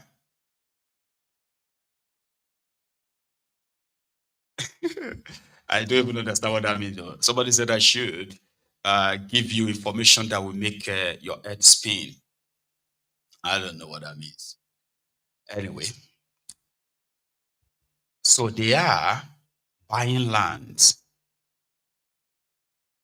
The lands that people have already bought, built their houses for over a decade. Yeah? In Lagos. About a month ago, a woman came out and demolished, demolished Peter Obi's brother's house. And she said the land was given to him by Tinubu in 2023. I don't know if some of you probably remember. And Obi's brother said he bought the land and has been the owner of the land for more than 15 years. These guys said they have built their land, built their houses rather, for over 15 years. It's a developed community, it's a developed area. Right? I don't know. I mean, I just put 1 and 2 together new. They may be totally, completely unrelated though. But they say one Fola Tinubu. Thank you, Jerry. Tinubu's daughter is Oyinda. So that Fola must be a guy. And they said he was considerate by saying, I will leave 5 hectares out. So those of you who are part of these 5 hectares, right? go and meet the Omonile. Omonile that sold the lands to them years ago. They told Fola that, no, we don't need land again. Give us money. So meaning they collected money and rejected the land. So the people they sold the land to are now homeless because Fola has decided to take everything. That is their story. Remember a few days ago as well, when the student of dentistry in the UNN is University of Nigeria now, Nsukka, Abi? Well, no, sorry, Calabar rather, not UNN, Calabar. So the 300 of them whose graduation was never going to happen because the school over-admitted more than the quota gave to them, right? And they pleaded with the authority and all that. Anyway, it was reported that Obi met with them, some of them, and I think I've actually mixed the videos together, but still, I just say, watch this. 7 years ago, the University of Calabar admitted my colleagues into this fine institution in the hopes that after a certain period of time, they would graduate and practice without any issues. Fast forward to now, they are telling them that after spending 7 years in this school, that may not happen. These are my friends. I've had classes with these people.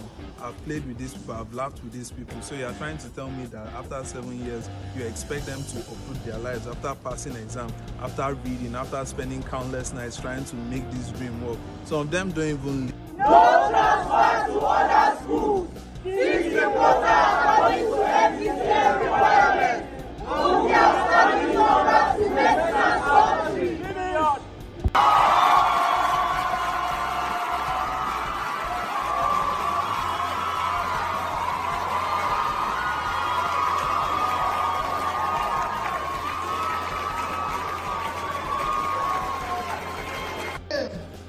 I said, what are we going to do to these young people who have been admitted and they've been studying for the past 4 years? They told me, that's why I want you to listen and it's on tape. They told me they can graduate in any of the sciences, chemistry, biology, anything, but they cannot be doctors because we are not teaching hospital. And I said to them, all of you here are professors. Let me tell you, these students cannot suffer for leadership failure. They will not happen, not under my watch. And I said to them, we're going to do one thing.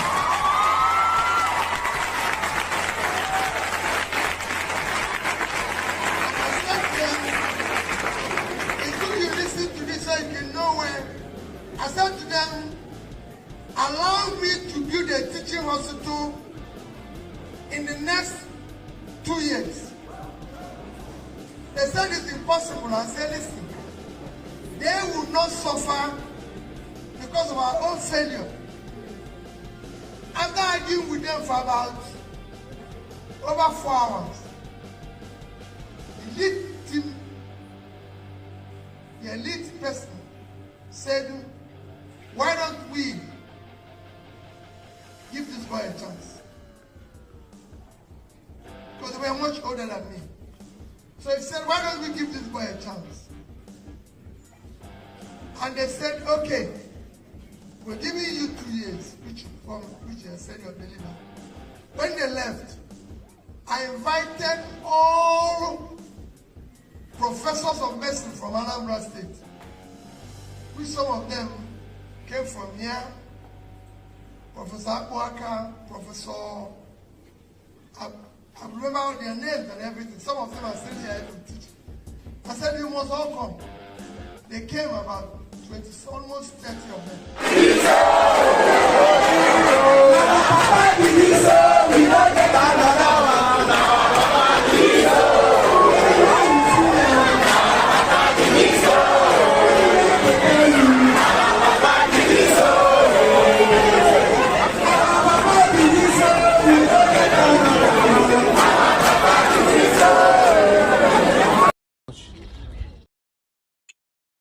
I said, I've mixed them all together, but that was him there talking to this science student at UNN. I get them mixed up. While today is said to be his 64th birthday, he is obedient. They were on the street across some places. In some places across the country. Again, I have that captured here, like put everything together. In celebrating his birthday, his supporters went out.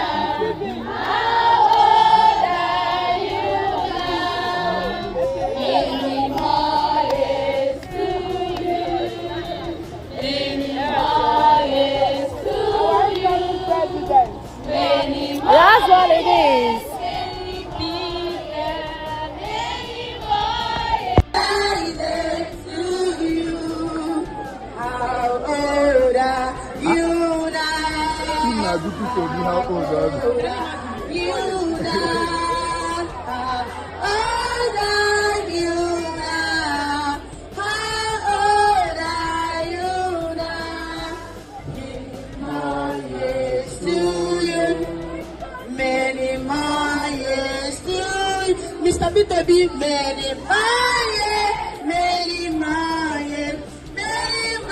years to him. May the good Lord bless you. May the good Lord bless you. Mr. Peter Obi, many good Lord bless you. May the good Lord bless you. Hip, hip, hip. To Mr. Peter Obi.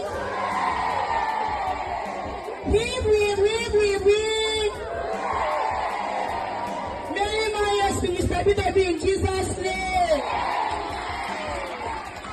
A round of applause for this senior. Getting ready for Peter Obi's birthday. We are ready to feed the streets of Port Harcourt. We are ready to feed this. As you can see, the streets will eat well. Okay, good evening. I'm just taking a video, hope you don't mind. Getting ready for Peter Obi's birthday, feeding the streets.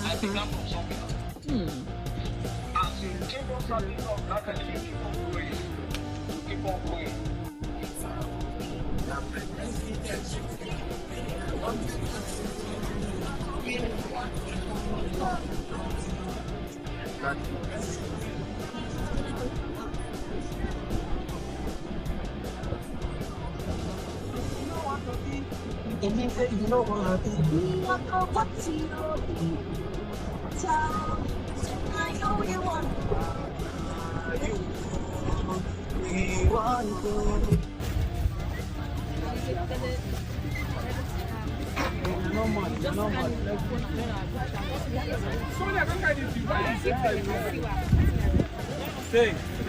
Give Sonia something. Now.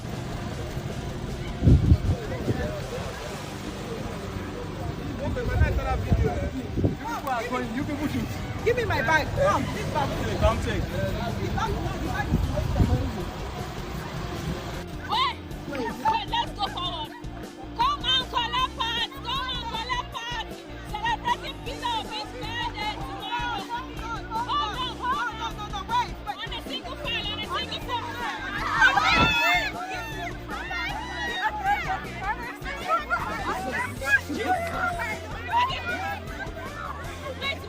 No, stay with.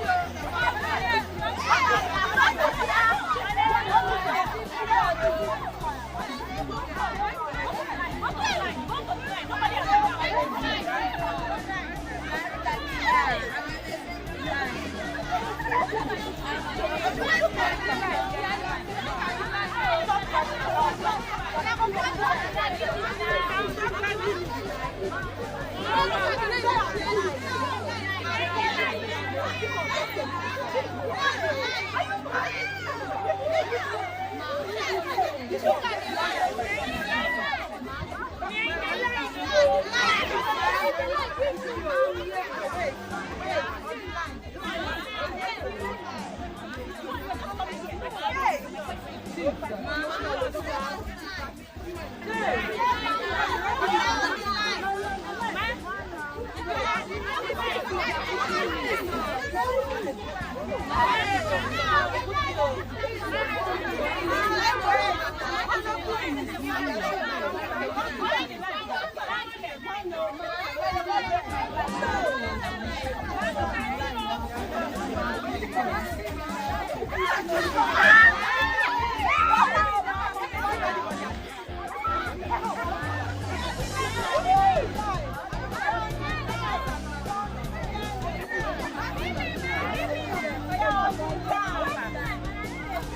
are going to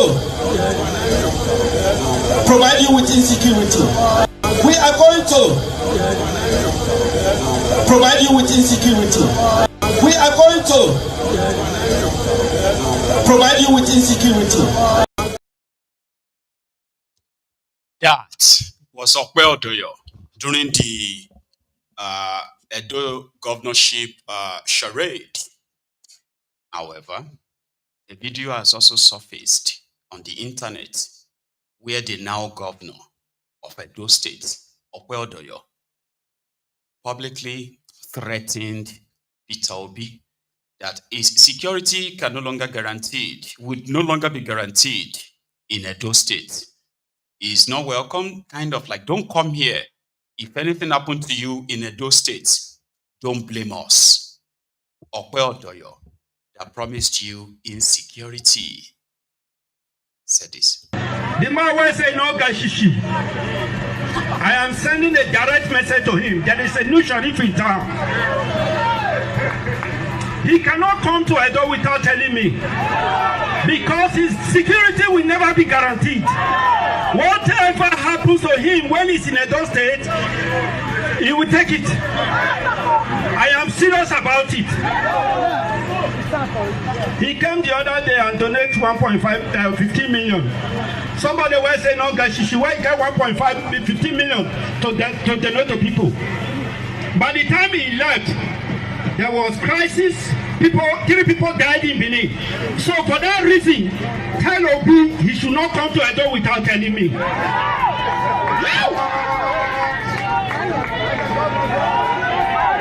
Nothing said with the grace. Nuisance Lele. Nuisance Lele. You hear him? He told people there, said when Obi last came to Edo State, 3 people died. Abba.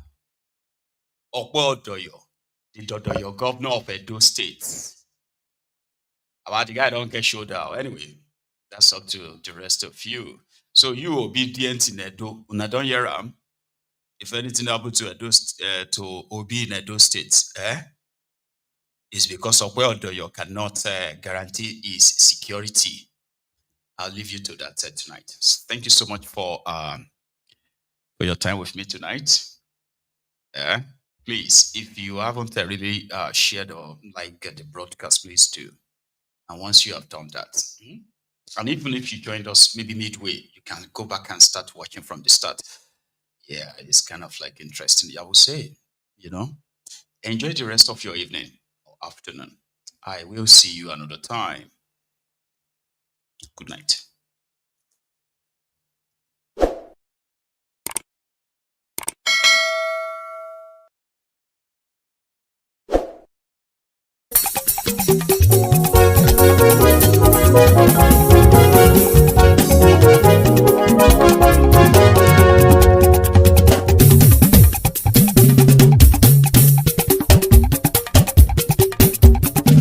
Mayegun làwa mọ̀ làmọ̀ tó dòdòdò. Mayegun dayari Nayibi #1. Mayegun làwa mọ̀ làmọ̀ tó dòdòdò. Mayegun dayari Nayibi #1. Mayegun ti dé o ọ̀rẹ́ ara ìlú. Mayegun dayari Nayibi #1. Lórí Facebook, lórí YouTube. Mayegun dayari Nayibi #1. Gbogbo bó ṣe ń lọ ni Mayegun já wa sí. Mayegun dayari Nayibi #1. Àṣírí ọ̀jẹ̀lú kì í bò níbẹ̀ o. Mayegun dayari Nayibi #1. Bó bá ṣe eré àní Mayegun máa wí. Mayegun dayari Nayibi #1. Ó sì sì tún ṣeré wàá gbọ́ níbẹ̀ o. Mayegun diary Naibi #1. Mayegun diary politico. Mayegun diary Naibi #1. Godfatherism kò sí lọ́rọ̀ Mayegun. Mayegun diary Naibi #1. Ẹ farabalẹ̀ sẹ́ o kẹgọ́rọ̀ lẹ́nu o. Mayegun diary Naibi #1. Àní Mayegun làwa mọ̀ tó dódòdó. Mayegun diary Naibi #1.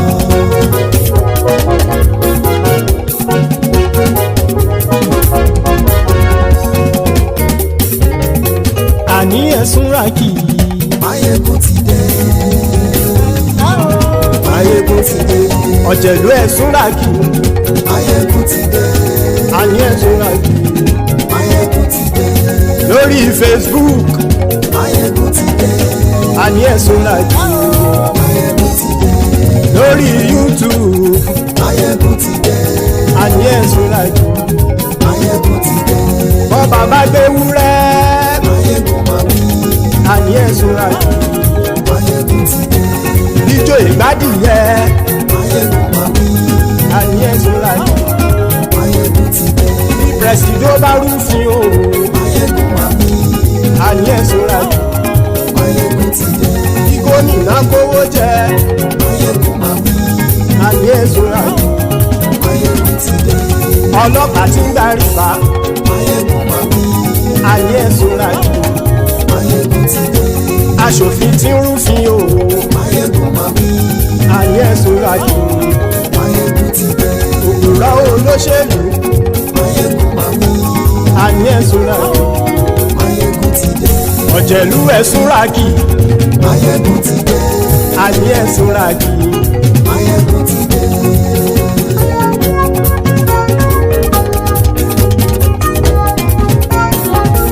Mayegun ti dé. Gbogbo ọ̀jẹ̀lú ẹ̀sùn ràkì. Mayegun ti dé. Gbogbo ọ̀jẹ̀lú ẹ̀sùn ràkì. Ṣùgbọ́n ní bá ti ṣe èyí tó yẹ kí wọ́n ṣe, ọmọ bá dèrò ní fi wọ́n níran o. Mayegun ti dé. Gbogbo ọ̀jẹ̀lú ẹ̀sùn ràkì. Mayegun ti dé. Gbogbo ọ̀jẹ̀lú ẹ̀sùn ràkì. Ṣùgbọ́n ní bá ti ṣe èyí tó yẹ kí wọ́n ṣe, ọmọ bá dèrò ní fi wọ́n níran.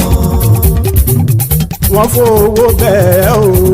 Mayegun ó sọ pé wọ́n ò bẹ́ẹ̀. Wọ́n fowó bẹ́ẹ̀. Mayegun ó sọ pé wọ́n ò bẹ́ẹ̀. Oníkanṣá ti ṣe èyí tó yẹ kí wọ́n ṣe fáwọn ará ìlú tó gbé wọn débẹ̀ o. Mayegun ti dé. Gbogbo ọ̀jẹ̀lú ẹ̀sùn ràkì. Mayegun ti dé. Gbogbo ọ̀jẹ̀lú ẹ̀sùn ràkì. Ṣùgbọ́n ní bá ti ṣe yìí tó yẹ kí wọ́n ṣe, ọmọ bá dẹ́rọ̀ ò ní fi wọ́n níran. Kì máa yí ṣeré, ọ̀rọ̀ yìí kì í ṣẹ̀fẹ̀. Kì máa yí ṣeré, ọ̀rọ̀ yìí kì í ṣẹ̀fẹ̀. Ẹni bá ti lè lẹ́bọ̀ lẹ́rù o, ọmọ bá dèrò kàṣàyè tú wọn síta. Mayegun ti dé. Gbogbo ọ̀jẹ̀lú ẹ̀sùn ràkì. Mayegun ti dé. Gbogbo ọ̀jẹ̀lú ẹ̀sùn ràkì. Ṣùgbọ́n ní bá ti ṣe yìí tó yẹ kí wọ́n ṣe, ọmọ bá dẹ́rọ̀ ò ní fi wọ́n níran. Tẹnitẹni ọmọ Mayegun ọ̀rẹ́ ara ìlú mọ̀mọ́ ni mo fọlọ́hún ṣọ́ ẹ̀ bá kìlẹ́bù.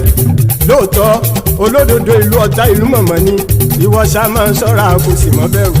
Bọ́tà ń lè rí bóníṣègùn lé káwọn mọ̀mọ́ fi ṣera wọn ni ó ti dẹrùn tí wọn ò gbọ́dọ̀ sè mọ́bẹ̀. Èèpo ọ̀bọ̀ lọmọ bá dérò tàjẹ́ ò gbọ́dọ̀ jẹ́, ó ti dọba lórí àbínú ẹni kò sì mọ́ fòyà.